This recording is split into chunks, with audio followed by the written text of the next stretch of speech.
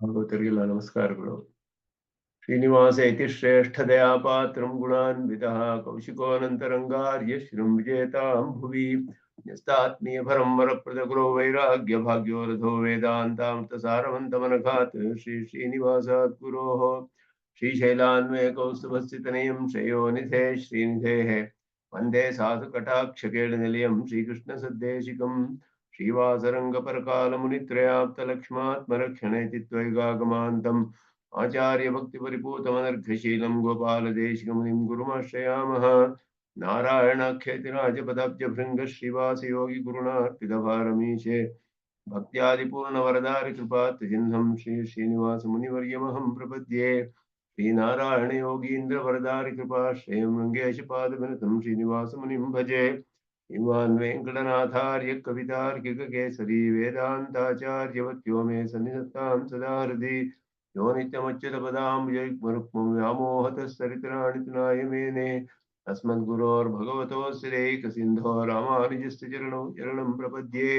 यतीन्द्रकृतभाष्यार्थाय व्याख्यानेन दर्शिताः वरं सुदर्शनार्यं तं वन्दे कुरकुलाधिपं वरदं द्विरदात्रीशं कमलायादयितं दयानिधिं सकलार्थिजनार्थितप्रदं प्रणमामि प्रणतार्तिहारिणं त्वानवद्यं निगमान्तभाष्यं निराकृतं येन भयं श्रुतीनां ततारितानाम् अबहुश्रुतैस्तं रामानुजं योगिनमाश्रयामः। श्रीभाष्यकृतुपन्यस्तो यः श्रीशैलपतेः पुरः वेदार्थसङ्ग्रहस्यास्य कुर्मः तात्पर्यदीपिकाम्। ॐ जन्नो मित्रशं वरुणः जन्नो भवत्वर्यमः जन्न इन्द्रो बृहस्पतिः जन्नो विष्णुरुक्रमः नमो ब्रह्मणे नमस्ते वायो त्वमेव प्रत्यक्षं ब्रह्मासि त्वामेव प्रत्यक्षं ब्रह्म वदिष्यामि ऋतं वदिष्यामि सत्यं वदिष्यामि तन्मामवतु तद्भक्तारमवतु अवतु माम् अवतु भक्तारम्। ओम शांति शांति शांति। अशेषचिरचिद्वस्तु शेषणे शेषशायिने निर्मलानंद कल्याण निधये विष्णवे नमः।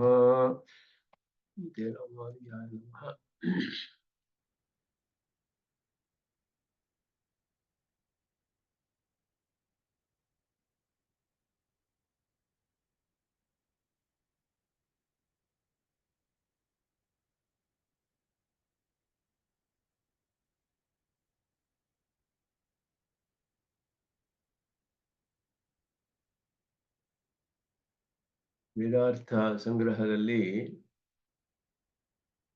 ಪ್ರಧಾನವಾಗಿ ಶ್ರುತಿ ವಾಕ್ಯಗಳಿಗೆಲ್ಲ ವ್ಯಾಖ್ಯಾನ ಮಾಡಿ ಸಿದ್ಧಾಂತವನ್ನು ಸ್ಥಾಪನೆ ಮಾಡ್ತಾರೆ ಭಾಷ್ಯಕಾರರು.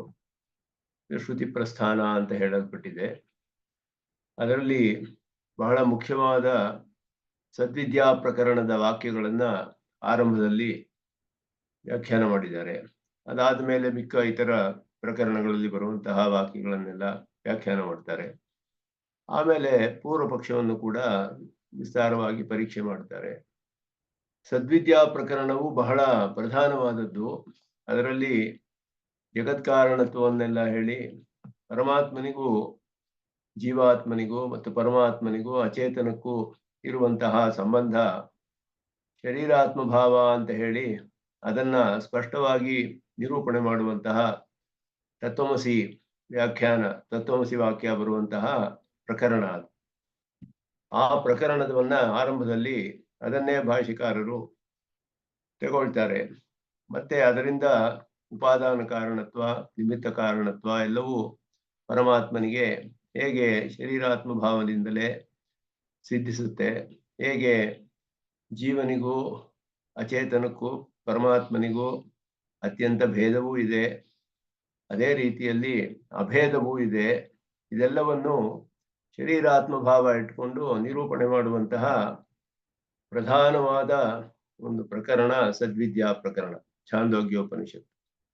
ಅದರಲ್ಲಿ ಆರಂಭದಲ್ಲಿ ಪರಮಾತ್ಮ ಎಲ್ಲಕ್ಕೂ ಅನುಪ್ರವೇಶ ಮಾಡಿ ನಾಮರೂಪ ವಿಭಜನೆಯನ್ನು ಮಾಡಿದ ಸೃಷ್ಟಿಯಲ್ಲಿ ಅಂತ ಹೇಳಿ, ಸೃಷ್ಟಿ ಪೂರ್ವ ಕಾಲದಲ್ಲಿಯೂ ಒಂದೇ ಪದಾರ್ಥವಾಗಿ ಇರುವ ಹಾಗೆ ಇತ್ತು. ಆ ಪದಾರ್ಥ ಅಲ್ಲಿ ಸತ್ಶಬ್ದವಾದ ಪರಮಾತ್ಮ ತಾನು ಸಂಕಲ್ಪ ಮಾಡಿ ಅನೇಕವಾಗಿ ಸೃಷ್ಟಿಯನ್ನು ಮಾಡಿದನು. ಆಗ ಅನೇಕವಾದ ಅಂತ ಹೇಳಿ ಒಂದು ಇರೋದು ಅನೇಕವಾಗಬೇಕಾದ್ರೆ ಹೇಗೆ ಸಾಧ್ಯ ಅನ್ನುವ ಪ್ರಶ್ನೆಗೆ, ಅನೇಕವು ಒಂದರಲ್ಲಿಯೇ ಇತ್ತು, ಬೇರೆ ಒಂದು ಅವಸ್ಥೆಯಲ್ಲಿ ಇತ್ತು. ಸೂಕ್ಷ್ಮವಾದ ಅವಸ್ಥೆಯಲ್ಲಿ ಬೇರೆ ಅಂತ ತಿಳಿಯಕ್ಕೆ ಆಗದೇ ಇರುವಂತಹ ನಾಮರೂಪ ವಿಭಾಗ ಅನರ್ಹವಾದ ಅವಸ್ಥೆಯಲ್ಲಿತ್ತು. ಪರಮಾತ್ಮ ಸಂಕಲ್ಪ ಮಾಡಿ ಅದನ್ನ ಅನೇಕವಾಗಿ ನಾಮರೂಪ ವಿಭಜನೆಯನ್ನು ಮಾಡಿ ಸ್ಥೂಲವಾದ ಅವಸ್ಥೆಗೆ ಅದನ್ನು ತೆಗೆದುಕೊಂಡು ಬಂದ, ಅದುವೇ ಸೃಷ್ಟಿ ಅಂತ ಹೇಳಲ್ಪಡುವಂತಹದ್ದು. ಅದನ್ನ ಇಲ್ಲಿ ಅದರಿಂದ ಕಾರಣ ಕಾರ್ಯಗಳಿಗೆ ಅನನ್ಯತ್ವ, ಮತ್ತೆ ಕಾರ್ಯವು ಹೊಸದಾಗಿ ಉತ್ಪನ್ನವಾಗುವುದಿಲ್ಲ, ಕಾರ್ಯವು ಕಾರಣದ ಇನ್ನೊಂದು ಅವಸ್ಥೆ, ಈ ವಿಷಯಗಳೆಲ್ಲ ಸ್ಪಷ್ಟವಾಗಿ ತಿಳಿಸುವಂತಹ ಪ್ರಕರಣ. ಈ ರೀತಿ ಉಪಾದಾನ ನಿಮಿತ್ತ ಕಾರಣವಾದರೂ ಕೂಡ ಪರಮಾತ್ಮನಿಗೆ ಯಾವ ದೋಷವೂ ಇಲ್ಲ. ಯಾಕೆ ಅಂದ್ರೆ ಅವನು ಆತ್ಮನಾಗಿದ್ದು ಆತ್ಮನಲ್ಲಿ ಯಾವ ವಿಕಾರಗಳಿಲ್ಲದೆ ತನ್ನ ಶರೀರದಲ್ಲಿ ವಿಕಾರಗಳನ್ನೆಲ್ಲ ಉಂಟು ಮಾಡ್ತಾನೆ. ಈ ಎಲ್ಲಾ ವಿಷಯಗಳನ್ನು ಬಹಳ ಸ್ಪಷ್ಟವಾಗಿ ನಿರೂಪಣೆ ಮಾಡುವಂತಹ ಪ್ರಕರಣ ಸದ್ವಿದ್ಯಾ ಪ್ರಕರಣ.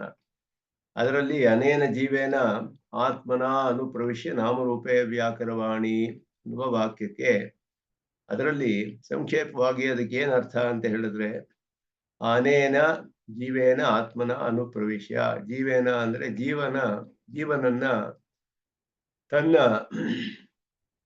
ಶರೀರವನ್ನಾಗಿ ಹೊಂದಿ ಅಂತ ಅರ್ಥ. ಅದರಿಂದಲೇ ಅವನು ಎಲ್ಲಕ್ಕೂ ಒಂದು ಪದಾರ್ಥ ಅನ್ನೋದು ಉಂಟಾಗಿದೆ ಅಂತ ಹೇಳ್ತಾರೆ. ಅನುಪ್ರವೇಶದಿಂದಲೇ ಪದಾರ್ಥತ್ವ ಅನ್ನೋದು ಉಂಟಾಗುತ್ತೆ. ಪದಾರ್ಥತ್ವ ಅಂತ ಹೇಳಿದ್ರೆ ತತ್ತದ ಅವಸ್ಥಾ ವಿಶಿಷ್ಟತ್ವಂ, ಆಯಾ ಅವಸ್ಥೆಗಳಿಂದ ವಿಶಿಷ್ಟವಾಗಿರೋದು. ದೇವ ಮನುಷ್ಯಾದಿ ಆಕಾರ ವಿಶಿಷ್ಟತ್ವಂ, ಹೀಗೆ ಪದಾರ್ಥವಾಗಿದೆ ಎಲ್ಲವೂ.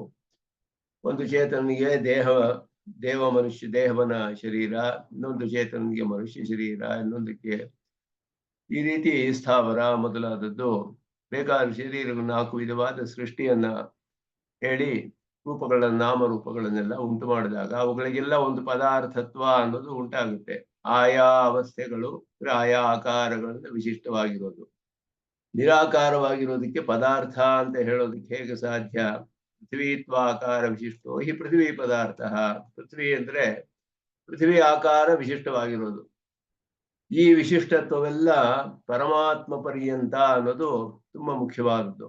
ಅದರಿಂದ ವಸ್ತುನಃ ತತ್ತದವಸ್ಥಾ ವಿಶಿಷ್ಟತ್ವಂ ನ ಸ್ವತಂತ್ರಸ್ಯ, ಸ್ವತಂತ್ರವಾದ ಪದಾರ್ಥ ಅನ್ನೋದಿಲ್ಲ.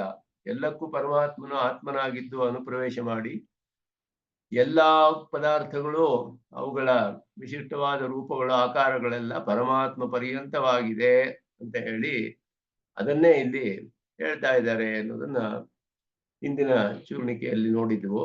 ಈಗ ಮುಂದೆ ಅದನ್ನ ಸಂಗ್ರಹವಾಗಿ ಹೇಳ್ತಾರೆ. ಹೇಗೆ ಇದೆಲ್ಲ ನಾಮರೂಪವುಳ್ಳಂತಹ ಎಲ್ಲಾ ಪದಾರ್ಥಗಳು ಕೂಡ ಅದಕ್ಕೆ ಬ್ರಹ್ಮಾತ್ಮಕವೇ ಅನ್ನೋದನ್ನ ಇಲ್ಲಿ ವಿವರಿಸ್ತಾರೆ. ಈಗ ಏತದುಕ್ತಂ ಭವತಿ, ಏತದುಕ್ತಂ ಭವತಿ ಅನ್ನೋದು ಭಾಷಿಕಾರರ ಒಂದು ವಿಶಿಷ್ಟವಾದ ಶೈಲಿ ಉಪಯೋಗಿಸ್ತಾರೆ ಅವರು. ಕೆಲವು ಕಡೆ ಕೆಲವು ವಿಸ್ತಾರವಾಗಿ ವಿಷಯಗಳನ್ನು ಪ್ರತಿಪಾದನೆ ಮಾಡಿ ಅದರ ಸಂಗ್ರಹವನ್ನ ಏತದುಕ್ತಂ ಭವತಿ ಅಂತ ಹೇಳ್ತಾರೆ. ಕೆಲವು ಕಡೆ ಸಂಗ್ರಹವಾಗಿ ಹೇಳ್ಬಿಟ್ಟು ಆಮೇಲೆ ವಿಸ್ತಾರ ಮಾಡ್ತಾರೆ. ಏತದುಕ್ತಂ ಭವತಿ, ಒಂದು ವಾಕ್ಯವನ್ನು ಹೇಳ್ಬಿಟ್ಟು ಈ ವಾಕ್ಯದ ಅರ್ಥವೇನು, ಏತದುಕ್ತಂ ಭವತಿ ಅಂತ ವಿಸ್ತಾರ ಮಾಡ್ತಾರೆ. ಆದ್ರಿಂದ ಅದರಲ್ಲಿ ಸಂಗ್ರಹವೂ ಕೆಲವು ಕಡೆ, ವಿಸ್ತಾರವೂ ಕೆಲವು ಕಡೆ. ಅದಕ್ಕೂ ಏತದುಕ್ತಂ ಭವತಿ ಅಂತ ಅವರ ಒಂದು ವಿಶಿಷ್ಟವಾದ ಶೈಲಿ, ಅದನ್ನ ಉಪಯೋಗಿಸ್ತಾರೆ ವ್ಯಾಖ್ಯಾನದಲ್ಲಿ. ಸಂಗ್ರಹೀತಸ್ಯ ವಿಸ್ತಾರಃ ವಿಸ್ತೃತಸ್ಯ ಸಂಗ್ರಹಃ ಏತದುಕ್ತಂ ಭವತಿ ನಾ ಅಂತ ಅದಕ್ಕೊಂದು ಲಕ್ಷಣವನ್ನು ಹೇಳಿದ್ರು. ಯಾವ್ದು ಸಂಗ್ರಹವಾಗಿದೆಯೋ ಅದನ್ನ ವಿಸ್ತಾರ ಮಾಡೋದು, ವಿಸ್ತಾರವಾಗಿರೋದು ಸಂಗ್ರಹ ಮಾಡೋದು, ಎರಡಕ್ಕೂ ಏತದುಕ್ತಂ ಭವತಿ ಎಂದು ಉಪಯೋಗಿಸ್ತಾರೆ ಅನ್ನೋದು ಭಾಷಿಕಾರರ ಒಂದು ವ್ಯಾಖ್ಯಾನದ ಶೈಲಿ. ಇಲ್ಲಿ ಹೇಳ್ತಾರೆ, ಜೀವಾತ್ಮಾತು ಬ್ರಹ್ಮಣಃ ಶರೀರತೆಯ ಪ್ರಕಾರತ್ವಾತ್. ಈಗ ಅನೇನ ಜೀವೇನ ಆತ್ಮನ ಅನುಪ್ರವಿಶ್ಯ ನಾಮರೂಪೇ ವ್ಯಾಕರವಾಣಿ ಅನ್ನೋದಕ್ಕೆ ಇಲ್ಲಿ ಅರ್ಥವನ್ನ ತಿಳಿಸ್ತಾ ಇದ್ದಾರೆ. ಜೀವಾತ್ಮನು ಬ್ರಹ್ಮನ ಶರೀರವಾಗಿಯೇ ಒಂದು ಪ್ರಕಾರವಾಗಿದ್ದಾನೆ. ಆ ರೀತಿ ಪ್ರಕಾರವಾಗಿ ಬ್ರಹ್ಮಾತ್ಮಕ ಅಂತ ಹೇಳಲ್ಪಡ್ತಾನೆ. ಜೀವಾತ್ಮನು ಪರಮಾತ್ಮನ ಪ್ರಕಾರ. ಹೇಗೆ ಪ್ರಕಾರ ಅಂತ ಹೇಳಿದ್ರೆ ಶರೀರವಾಗಿರುವುದ ಮೂಲಕ ಪ್ರಕಾರ ಅಂತ ಅರ್ಥ. ಅಂದ್ರೆ ಶರೀರಾತ್ಮ ಭಾವ ಸಂಬಂಧವಿದೆ ಇಬ್ಬರಿಗೂ ಅಂತ ಅರ್ಥ. ಅದು ಶ್ರುತಿಯಲ್ಲಿ ಸ್ಪಷ್ಟವಾಗಿ ನೇರವಾಗಿ ಹೇಳಿದೆ. ಯಸ್ಯ ಆತ್ಮ ಶರೀರಂ ಇತಿ ಶ್ರುತ್ಯಂತರಾತ್. ಶ್ರುತಿಯಲ್ಲಿಯೇ ಅದು ಸ್ಪಷ್ಟವಾಗಿ ಹೇಳಲ್ಪಟ್ಟಿದೆ.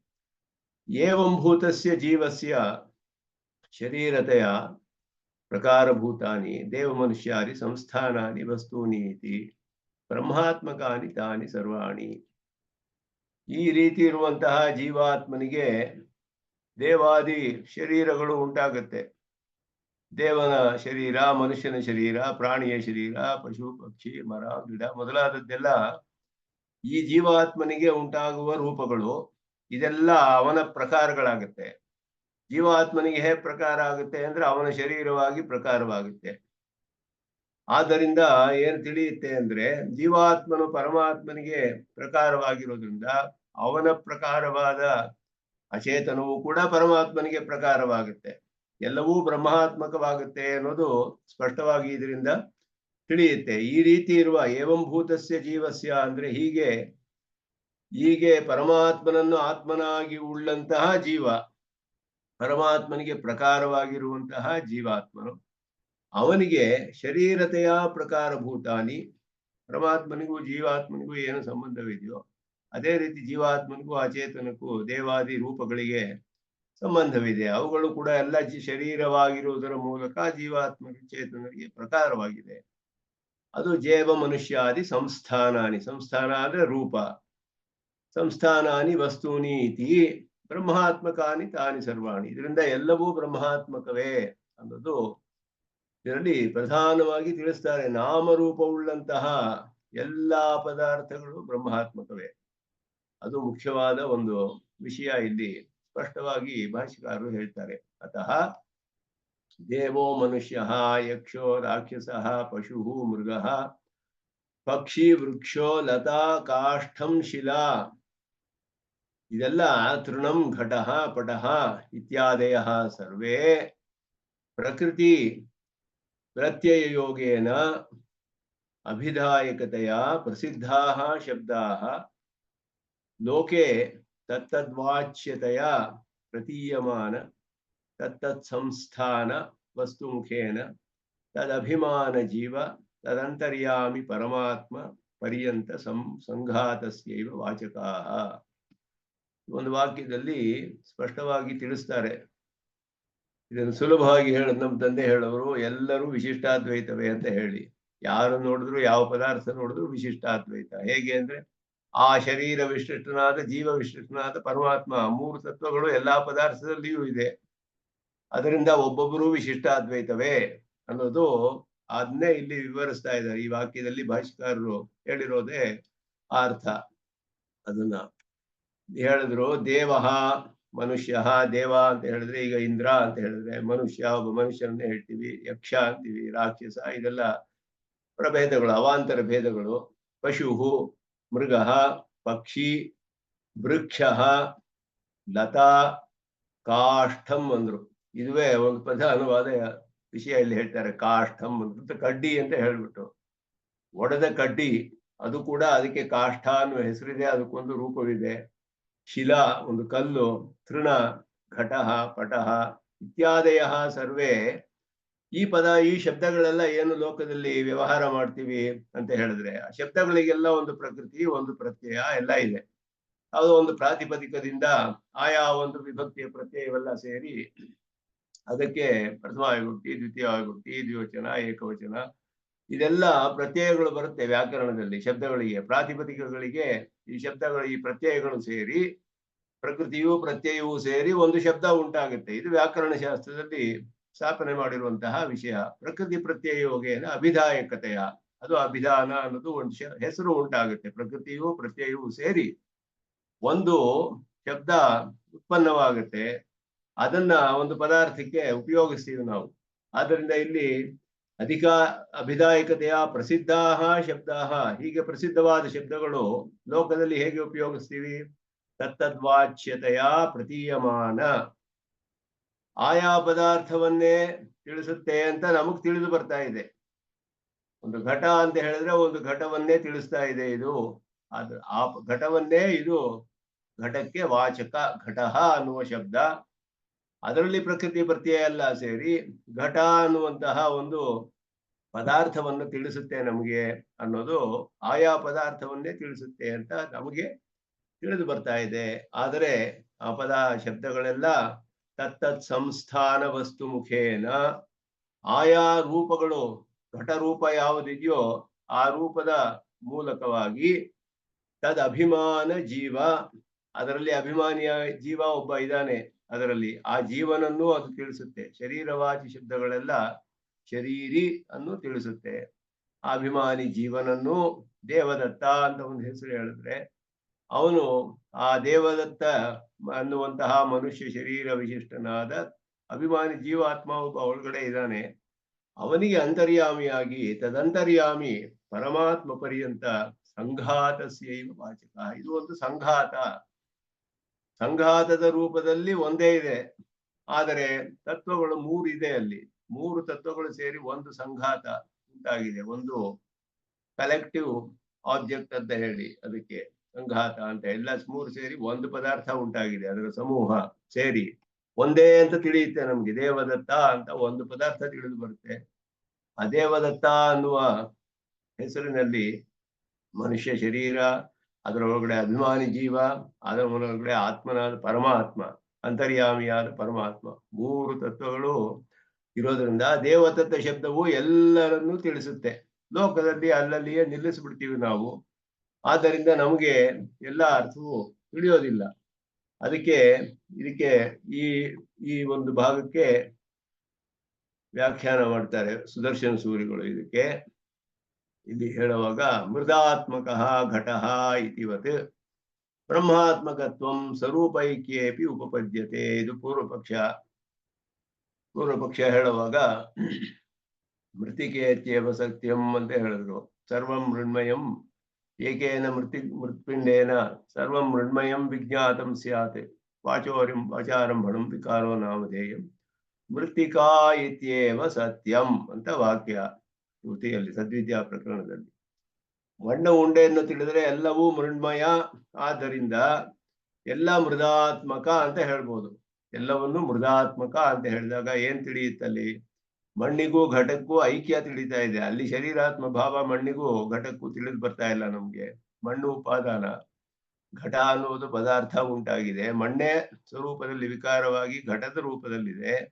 ಅದನ್ನ ನಾವು ಮೃದಾತ್ಮಕ, ಇದು ಮೃದಾತ್ಮಕ, ಇದು ಮೃದಾತ್ಮಕ, ಇದು ಮೃದಾತ್ಮಕ ಹಾಗೆ ಹೇಳ್ತೀವಲ್ಲ. ಅಲ್ಲಿ ಸ್ವರೂಪ ಐಕ್ಯ ತಾನೇ ತಿಳಿದು ಬರ್ತಾ ಇದೆ. ಸ್ವರೂಪ ಐಕ್ಯದಲ್ಲಿ ಯಾಕೆ ಹೇಳಬಾರ್ದು? ಶರೀರ ಭಾವೇನ ತಾದಾತ್ಮ್ಯಂ ಅಸ್ತು. ಶರೀರ ಭಾವದಿಂದಲೂ ತಾದಾತ್ಮ್ಯ ಅಂತ ಯಾಕೆ ಆಗ್ಬಾರ್ದು? ತಾದಾತ್ಮ್ಯ ಅನ್ನೋ ಶಬ್ದಕ್ಕೆ ಬೇರೆ ಬೇರೆ ರೀತಿಯಲ್ಲಿ ಅರ್ಥವನ್ನ ಹೇಳ್ತಾರೆ. ನಮ್ಮ ಸಿದ್ಧಾಂತದಲ್ಲಿ ತಾದಾತ್ಮ್ಯ ಅಂದ್ರೆ ಶರೀರಾತ್ಮ ಭಾವದಿಂದಲೇ, ಅದ್ವೈತದಲ್ಲಿ ಐಕ್ಯವನ್ನ ಹೇಳ್ತಾರೆ. ತಾದಾತ್ಮ್ಯ ಅಂದ್ರೆ ಅದುವೇ ಒಂದೇ ಪದಾರ್ಥ ಅಂತ ಅರ್ಥದಲ್ಲಿ. ಹೇಗೆ? ಹಾಗಿದ್ರೆ ಏನ್ ಪ್ರಯೋಜನ? ಶರೀರ ಭಾವದಿಂದ ಯಾಕೆ ತಾದಾತ್ಮ್ಯ ಆಗ್ಬಾರ್ದು? ಸ್ವರೂಪ ಐಕ್ಯದಲ್ಲಿಯೇ ಯಾಕೆ ಹೇಳ್ಬೇಕು? ಸರ್ವಶಬ್ದಾನಾಂ ಪರಮಾಂತ ಪರ್ಯಂತತ್ವಂ ಚೇತ್ ಪರಮಾತ್ಮನಿ ದೇವ ಮನುಷ್ಯತ್ವಾದೇಹ ಪ್ರಕೃತ್ಯರ್ಥಸ್ಯ ದ್ವಿತ್ವಾದೇಹ ವಿಭಕ್ತ್ಯರ್ಥಸ್ಯ ಚ ಅಯೋಗಾತ್ ನ ತತ್ಪರ್ಯಂತತ್ವಂ ಉಪಪದ್ಯತೆ ಇತಿ ಶಂಕಾಯಾಮ್. ಇದೊಂದು ಆಶಂಕೆ ಇಲ್ಲಿ. ನೀವು ಎಲ್ಲಾ ಶಬ್ದಗಳು ದೇವ ಮನುಷ್ಯ ಕಾಷ್ಠ ಇದೆಲ್ಲ ತೃಣ ಕಾಷ್ಠ ಘಟ ಪಟ ಎಲ್ಲವೂ ಪರಮಾತ್ಮ ಪರ್ಯಂತವಾಗಿ ತಿಳಿಸುತ್ತೆ ಅಂತ ಹೇಳಿದ್ರೆ, ಪರಮಾತ್ಮನಿಗೆ ಆ ದೇವ ಮನುಷ್ಯಾದಿ ಪ್ರಕೃತಿ ಅರ್ಥವೂ ಉಂಟಾಗೋದಿಲ್ಲ. ಅದೇ ರೀತಿಯಲ್ಲಿ ದ್ವಿತ್ವ ಮೊದಲಾದ ಎರಡು ಘಟಗಳಿದೆ ಅಂದ್ರೆ ಅಂತ ಹೇಳಿದಾಗ ಘಟಾಹ ಅಂತ ಹೇಳ್ತೀವಿ. ಘಟವು ಅಂತ ಹೇಳಿದಾಗ ಎರಡು ಘಟಗಳಿದೆ ಅಂತ ಹೇಳ್ತೀವಿ. ಎರಡು ಘಟಗಳು ಇರುವಾಗ ಅಲ್ಲಿ ಎರಡು ಘಟಗಳಿಗೆ ಹೇಗೆ ಪರಮಾತ್ಮನಿಗೆ ದ್ವಿತ್ವ ಇಲ್ವಲ್ಲ. ವಿಭಕ್ತಿ ಅರ್ಥ ಅನ್ನೋದು ದ್ವಿತ್ವ ಬಹುತ್ವ ಮೊದಲಾದೆಲ್ಲ ಬರುತ್ತೆ. ಬಹುವಚನ, ದ್ವಿವಚನ, ಏಕವಚನ ಇದೆಲ್ಲ. ಈ ವಿಭಕ್ತಿ ಅರ್ಥ, ದ್ವಿತ್ವ ಮೊದಲಾದ ವಿಭಕ್ತಿ ಅರ್ಥಗಳು ಇದೆಲ್ಲ ಪರಮಾತ್ಮನಿಗೆ ಉಂಟಾಗೋದಿಲ್ವಲ್ಲ. ಆದ್ದರಿಂದ ಅವನ ಪರ್ಯಂತತ್ವವನ್ನು ಹೇಳೋದು ಹೇಗೆ ಸಾಧ್ಯ ಅನ್ನುವ ಆಶಂಕೆ. ಅದಕ್ಕೆ ಅರ್ಥವನ್ನು ಹೇಳ್ತಾರೆ. ಏತದುಕ್ತಂ ಭವತಿ ಅಂತ ಇಲ್ಲಿ ವಿವರಿಸ್ತಾರೆ. ಶರೀರತ್ವಮಸ್ತು ತತಃ ಕಿಂ ಬ್ರಹ್ಮಪರ್ಯಂತ ಅಭಿಧಾನಸ್ಯ ಇತ್ಯಾಹ ಪ್ರಕಾರತ್ವಾತ್. ಶರೀರ ಬೇಕಾದ್ರೆ ಆಗಿರ್ಲಿ, ಬ್ರಹ್ಮ ಪರ್ಯಂತವಾಗಿ ಇದೆ ಅಂತ ಯಾಕೆ ಹೇಳ್ಬೇಕು? ಅದಕ್ಕೆ ಪ್ರಕಾರತ್ವಂ ಅಂತ ಹೇಳಿದ್ರು. ಪ್ರಕಾರತ್ವ ಅನ್ನೋದು ಪರಮಾತ್ಮನ ಪ್ರಕಾರವಾಗಿದೆ, ಶರೀರವಾಗಿರುವುದರ ಮೂಲಕ ಅಂತ ಹೇಳಿದ್ರೇನೆ ನಮಗೆ ಅದು ವಸ್ತುವಿನ ಸ್ಥಿತಿ ಹೇಗಿದೆ ಅನ್ನೋದನ್ನ ತಿಳಿಸುತ್ತೆ. ಅಪೃಥಕ್ ಸಿದ್ಧವಾದದ್ದು ಅನ್ನೋದು ತಿಳಿಯುತ್ತೆ ಅದರಲ್ಲಿ. ಯಾಕೆ ಹಾಗೆಯೇ ಹೇಳ್ಬೇಕು? ಪ್ರಕಾರತ್ವ ಯಾಕೆ ಹೇಳ್ಬೇಕು? ಶರೀರ ಅಂತ ಯಾಕೆ ಹೇಳ್ಬಾರ್ದು? ಬರೀ ಶರೀರ ಅಂತ ಹೇಳಿದೆ, ಶರೀರತೆಯ ಪ್ರಕಾರತ್ವಾತ್ ಅಂತ ಯಾಕೆ ಹೇಳ್ಬೇಕು ಅಂತ ಪ್ರಶ್ನೆ ಇಲ್ಲಿ. ಅದಕ್ಕೆ ಹೇಳ್ತಾರೆ, ಪ್ರಕಾರತ್ವಂ ದಂಡಕುಂಡಲಾದೇರಪಿ ಅಸ್ತಿ ಇತಿ ತದ್ವ್ಯಾವೃತ್ಯರ್ಥಂ ಶರೀರತೆಯ ಪ್ರಕಾರತ್ವಾದಿತಿ ಉಕ್ತಂ. ಪ್ರಕಾರ ಅನ್ನೋದು ಒಂದು ಸಾಮಾನ್ಯ ಶಬ್ದ, ವಿಶೇಷಣ ಅನ್ನುವ ಅರ್ಥದಲ್ಲೂ ಉಂಟಾಗುತ್ತೆ ಪ್ರಕಾರಕ್ಕೆ. ಆದರೆ ವಿಶೇಷಣಕ್ಕೂ ಪ್ರಕಾರಕ್ಕೂ ಸ್ವಲ್ಪ ವ್ಯತ್ಯಾಸವಿದೆ. ವಿಶೇಷಣ ಅನ್ನೋದು ವಸ್ತುನಿಷ್ಠ ಅಂತ ಹೇಳ್ತಾರೆ. ಪ್ರಕಾರ ಅನ್ನೋದು ಆ ವಸ್ತುವಿನ ಒಂದು ಯಾವುದೋ ಒಂದು ದಶೆಯಲ್ಲಿ ನಮಗೆ ತಿಳಿದು ಬರುವಂತಹ ವಿಷಯ. ಜ್ಞಾನನಿಷ್ಠ ಅಂತ ಹೇಳ್ತಾರೆ. ಅದು ನಮಗೆ ತಿಳಿದು ಬರುವ ವಿಷಯ. ವಸ್ತು ನೋಡಿದ್ರೆ ತಿಳಿಯೋದಿಲ್ಲ. ವಸ್ತುವಿನ ವಿಷಯದಲ್ಲಿ ಅದರ ಒಂದು ವಿಶೇಷವಾದ ಧರ್ಮ ನಮಗೆ ತಿಳಿದು ಬರುತ್ತೆ. ಯಾವುದೋ ಒಂದು ದಶೆಯಲ್ಲಿ, ಪದಾರ್ಥದಲ್ಲಿ ನೇರವಾಗಿ ಕಂಡು ಬರೋದಿಲ್ಲ. ಅದಕ್ಕೆ ಉದಾಹರಣೆ ನಾನು ಹೇಳಿದ್ದೀನಿ ಅನೇಕ ಸಲ. ಒಂದು ಕಾರ್ ಇದೆ, ಅದನ್ನ ನೋಡಿದ್ರೆ ಅದರಲ್ಲಿ ಒಂದು ಚಕ್ರಗಳಿದೆ, ಅದಕ್ಕೊಂದು ಬಾಡಿ ರೂಪ ಇದೆ, ಇದೆಲ್ಲ ನಮಗೆ ಪದಾರ್ಥದಲ್ಲೇ ತಿಳಿದು ಬರುತ್ತೆ. 2 ಹೆಡ್ಲೈಟ್ ಇದೆ, ಇದೆಲ್ಲ ಪದಾರ್ಥದಲ್ಲಿ ವಸ್ತುನಿಷ್ಠ, ಅದು ಪದಾರ್ಥದಲ್ಲಿಯೇ ಇದೆ. ಆದರೆ ಅದನ್ನ ಲೆಫ್ಟ್ ಟರ್ನ್ ಮಾಡ್ಬೋದು, ಎಡಗಡೆ ತಿರುಗುತ್ತೆ, ರಿವರ್ಸ್ ಮಾಡೋದು, ಹಿಂದ್ಗಡೆ ಹೋಗೋದು, ಇದೆಲ್ಲ ಪದಾರ್ಥದಲ್ಲಿ ತಿಳಿಯೋದಿಲ್ಲ ನಮ್ಗೆ. ಪದಾರ್ಥ ನೋಡಿದ್ರೆ ತಿಳಿದೇ ಇರುವ ವಿಷಯಗಳು, ಆದರೆ ಅದರ ಒಂದು ಉಪಯೋಗದಲ್ಲಿ ತಿಳಿಯುವಂತಹ ವಿಷಯ. ಆಯಾ ದಶೆಯಲ್ಲಿ ಅದು ಆ ಸ್ಟೇಟ್ ಅಲ್ಲಿ ರಿವರ್ಸ್ ತಗೊಳ್ತಾ ಇರುವ ಸ್ಟೇಟ್ ಅಲ್ಲಿ, ಓಹೋ ಇದು ಒಂದು ಪ್ರಕಾರ, ಈ ಕಾರಿಗೆ ಇದೊಂದು ಪ್ರಕಾರ, ಅದೊಂದು ಪ್ರಕಾರ, ಹೀಗೊಂದು ಹೋಗೋದು ಒಂದು ಪ್ರಕಾರ, ಇದೆಲ್ಲ ಪ್ರಕಾರಗಳು ಅಂತ ಅದು ನಮಗೆ ಜ್ಞಾನದಲ್ಲಿ ತಿಳಿಯುವಂತ. ಪದಾರ್ಥದಲ್ಲಿ ನೇರವಾಗಿಲ್ಲ ಅದು. ಈ ರೀತಿ ಜ್ಞಾನದಿಂದ ತಿಳಿ ಬರುವಂತಹ ವಿಷಯಗಳು, ಅದರಿಂದ ಬೇರೆ ಮಾಡೋಕ್ಕಾಗಲ್ಲ. ಇದೆಲ್ಲ ಅದಕ್ಕೆ ಅದರ ಧರ್ಮಗಳೇ, ಕಾರಿನ ಧರ್ಮವೇ ಅದೆಲ್ಲ. ಈ ರೀತಿ ಫಂಕ್ಷನ್ಸ್ ಎಲ್ಲ ಅದಕ್ಕೆ ಇದೆ, ಈ ರೀತಿ ಕೆಲಸಗಳನ್ನೆಲ್ಲ ಮಾಡುತ್ತೆ. ಆ ರೀತಿ ಶರೀರತ್ವವು ಹಾಗೆಯೇ ಪರಮಾತ್ಮನ ಶರೀರ ಅಂತ ಹೇಳಿದ್ರೆ ಪರಮಾತ್ಮ ಎಲ್ಲಾದ್ನೂ ಹೊತ್ಕೊಂಡಿದ್ದಾನೆ ಯಾವಾಗ್ಲೂ ಅಂತ ಹೇಳಿದ್ರೆ ಆಗಲ್ಲ. ಅವನು ಆ ಅವಸ್ಥೆಯಲ್ಲಿ ಅಂತರ್ಯಾಮಿಯಾಗಿದ್ದಾನೆ. ಸಂಕಲ್ಪದಿಂದ ಎಲ್ಲವನ್ನೂ ನಿಯಮನ ಮಾಡ್ತಾನೆ. ಅವನು ಶರೀರವಾಗಿರೋದು ಅದು ಆಯಾ ಅವಸ್ಥೆಗಳಲ್ಲಿ ತಿಳಿದು ಬರುವಂತಹ ವಿಷಯ. ಅದು ಶಾಸ್ತ್ರದಿಂದಲೇ ತಿಳಿಬೇಕು. ನಮಗೆ ಅದು ಪ್ರತ್ಯಕ್ಷವಾಗಿ ಅತೀಂದ್ರಿಯವಾದ ವಿಷಯವಾದ್ದರಿಂದ ಕಾರು ಮೊದಲಾದ ಈ ಅಚೇತನ ಪದಾರ್ಥ ತಿಳಿಯುವ ಹಾಗೆ ಪ್ರತ್ಯಕ್ಷವಾಗಿ ತಿಳಿಯೋದಿಲ್ಲ. ನಮಗೆ ಇದನ್ನ ಶಾಸ್ತ್ರದಿಂದ ತಿಳಿಬೇಕು. ಶಾಸ್ತ್ರ ಹೇಳುತ್ತೆ, ಅವನಿಗೆ ಒಂದು ದಿವ್ಯಮಂಗಳ ವಿಗ್ರಹವಿದೆ ಅನ್ನೋದು ನೇರವಾಗಿ ತಿಳಿಯಬಹುದು. ಆದರೆ ಅವನಿಗೆ ಎಲ್ಲವೂ ಶರೀರ ಹೇಳೋದು ನೇರವಾಗಿ ತಿಳಿಯೋದಿಲ್ಲ. ಅದು ಶಾಸ್ತ್ರದಿಂದ ಇದು ಒಂದು ಪ್ರಕಾರ ಪರಮಾತ್ಮನಿಗೆ ಅಂತ ತಿಳಿಯುತ್ತೆ. ಆದ್ರಿಂದ ಬರೀ ಶರೀರ ಅಂತ ಹೇಳಿದ್ರೆ ಅದು ವಸ್ತುನಿಷ್ಠವೂ ಆಗಿರಬಹುದು. ದೇವದತ್ತನಿಗೆ ಮನುಷ್ಯ ಅನ್ನೋ ಶರೀರ ಇದೆ, ಪರಮಾತ್ಮ ಅವನಲ್ಲಿಯೇ ಇದೆ ಅದು ಅಂತ ಹೇಳ್ಬೋದು. ಅದೇ ರೀತಿ ದಂಡ, ಒಂದು ಕೋಲನ್ನು ಹಿಡ್ಕೊಂಡಿದ್ದಾನೆ, ದಂಡಿ ಅಂತ ಹೇಳ್ತೀವಿ ಅವನಿಗೆ. ದಂಡಿ ಅಂತ ಹೇಳಿದಾಗ ದಂಡವನ್ನು ಹಿಡ್ಕೊಂಡಿರೋದು ಒಂದು ಪ್ರಕಾರ ಅವನಿಗೆ. ಆದರೆ ಆ ದಂಡ ಅನ್ನೋದು ಶರೀರ ಅಂತ ಹೇಳೋದಿಲ್ಲ. ಅವನ ಮನುಷ್ಯ ಶರೀರವನ್ನು ಅವನಲ್ಲಿಯೇ ಇದ್ರೂ ಕೂಡ ನಮಗೆ ತಿಳಿದು ಬರೋದಿಲ್ಲ. ಬೇರೆಯಾಗಿ ನೋಡಕ್ಕಾಗದೆ ಇರೋದ್ರಿಂದ ಅದು ಪ್ರಕಾರ ಅಂತಾನೆ ಹೇಳಲು ಬರುತ್ತೆ, ಶರೀರ ಆಗಿರೋದು. ಅಲ್ಲಿ ಬೇರೆ ವಿಧವಾದ ಒಂದು ಸಂಬಂಧವಿದೆ, ಇಲ್ಲಿ ಬೇರೆ ವಿಧವಾದ ಸಂಬಂಧ. ಆ ದಂಡವನ್ನ ದೇವದತ್ತ ಒಂದು ಕೋಲು ಇಟ್ಕೊಂಡು ನಿಂತ್ಕೊಂಡಿದ್ದಾನೆ, ಅವನ್ನ ದಂಡಿ ಅಂತ ಹೇಳ್ತೀವಿ. ದಂಡ ವಿಶಿಷ್ಟನಾದವನು ಅಂತ ಹೇಳಿದ್ರೆ ದಂಡ ಅನ್ನೋದು, ದಂಡಿ ಅನ್ನೋದು ಒಂದು ಪ್ರಕಾರ, ದಂಡ ವಿಶಿಷ್ಟತ್ವ ಅನ್ನೋದು ಒಂದು ಪ್ರಕಾರ ಅಂತ ಹೇಳ್ಬೋದು.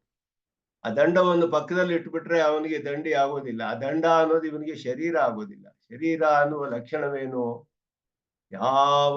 ಎಲ್ಲ ಅವಸ್ಥೆಯಲ್ಲಿ ಇವನ ಆಧಾರದಲ್ಲಿರ್ಬೇಕು, ಇವನ ನಿಯಮದಲ್ಲಿ ಇರಬೇಕು, ಇವನಿಗೆ ಶೇಷವಾಗಿರ್ಬೇಕು, ಇವನ ಅಧೀನದಲ್ಲಿಯೇ ಇರಬೇಕು. ಇದಕ್ಕೆ ಶರೀರ ಅಂತ ಹೇಳೋದು. ಆದ್ರೆ ದಂಡವನ್ನ ಬೇರೆ ಮಾಡಿಬಿಟ್ರೆ ಅವನ ಆಧಾರದಲ್ಲಿ ಇರೋದಿಲ್ಲ ಅದು. ಅದರಿಂದ ಶರೀರ ಅಂತ ಹೇಳಕ್ಕಾಗಲ್ಲ, ಪ್ರಕಾರ ಅಂತ ಹೇಳಿದ್ರು ಶರೀರ ಅಂತ ಹೇಳಕ್ಕಾಗಲ್ಲ. ಯಾವ ಒಂದು ಪದಾರ್ಥವನ್ನ ಯಾವ ಕಾಲದಲ್ಲಿಯೂ ಎಲ್ಲಾ ದಶೆಯಲ್ಲಿಯೂ, ಅಂದ್ರೆ ಆಯಾ ಅವಸ್ಥೆಗಳಲ್ಲಿ ಅಂತ ತಗೊಳ್ಬೇಕು.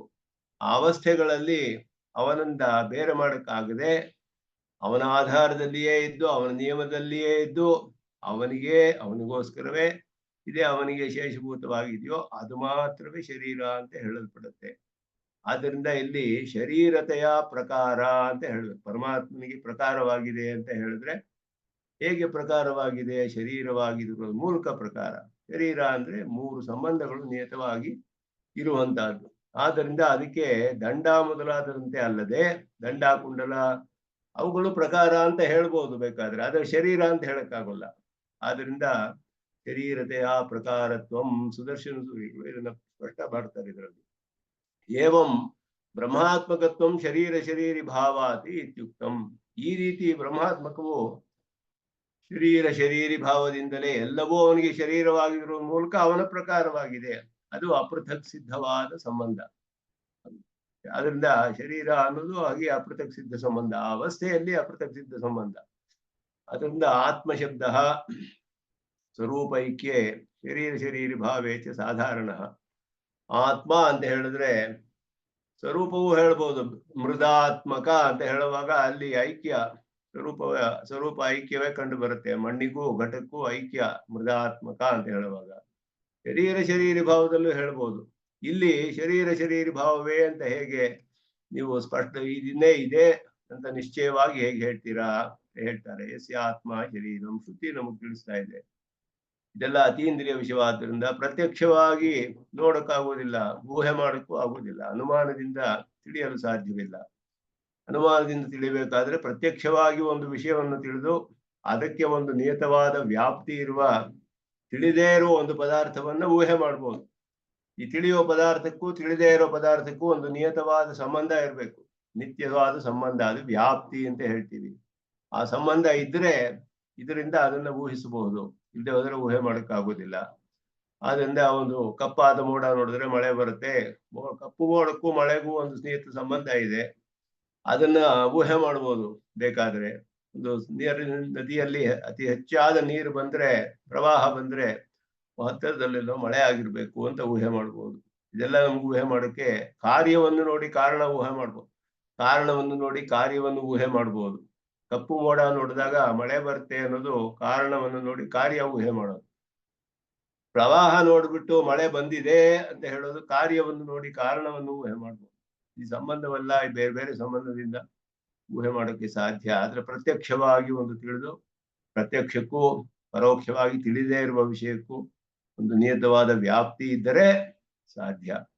ಆದರೆ ಲೋಕದಲ್ಲಿ ಕಾಣುವ ಯಾವ ಪ್ರತ್ಯಕ್ಷವಾದ ವಿಷಯಕ್ಕೂ ಅತೀಂದ್ರಿಯವಾದ ವಿಷಯಗಳೊಡನೆ ವ್ಯಾಪ್ತಿ ಇಲ್ಲ.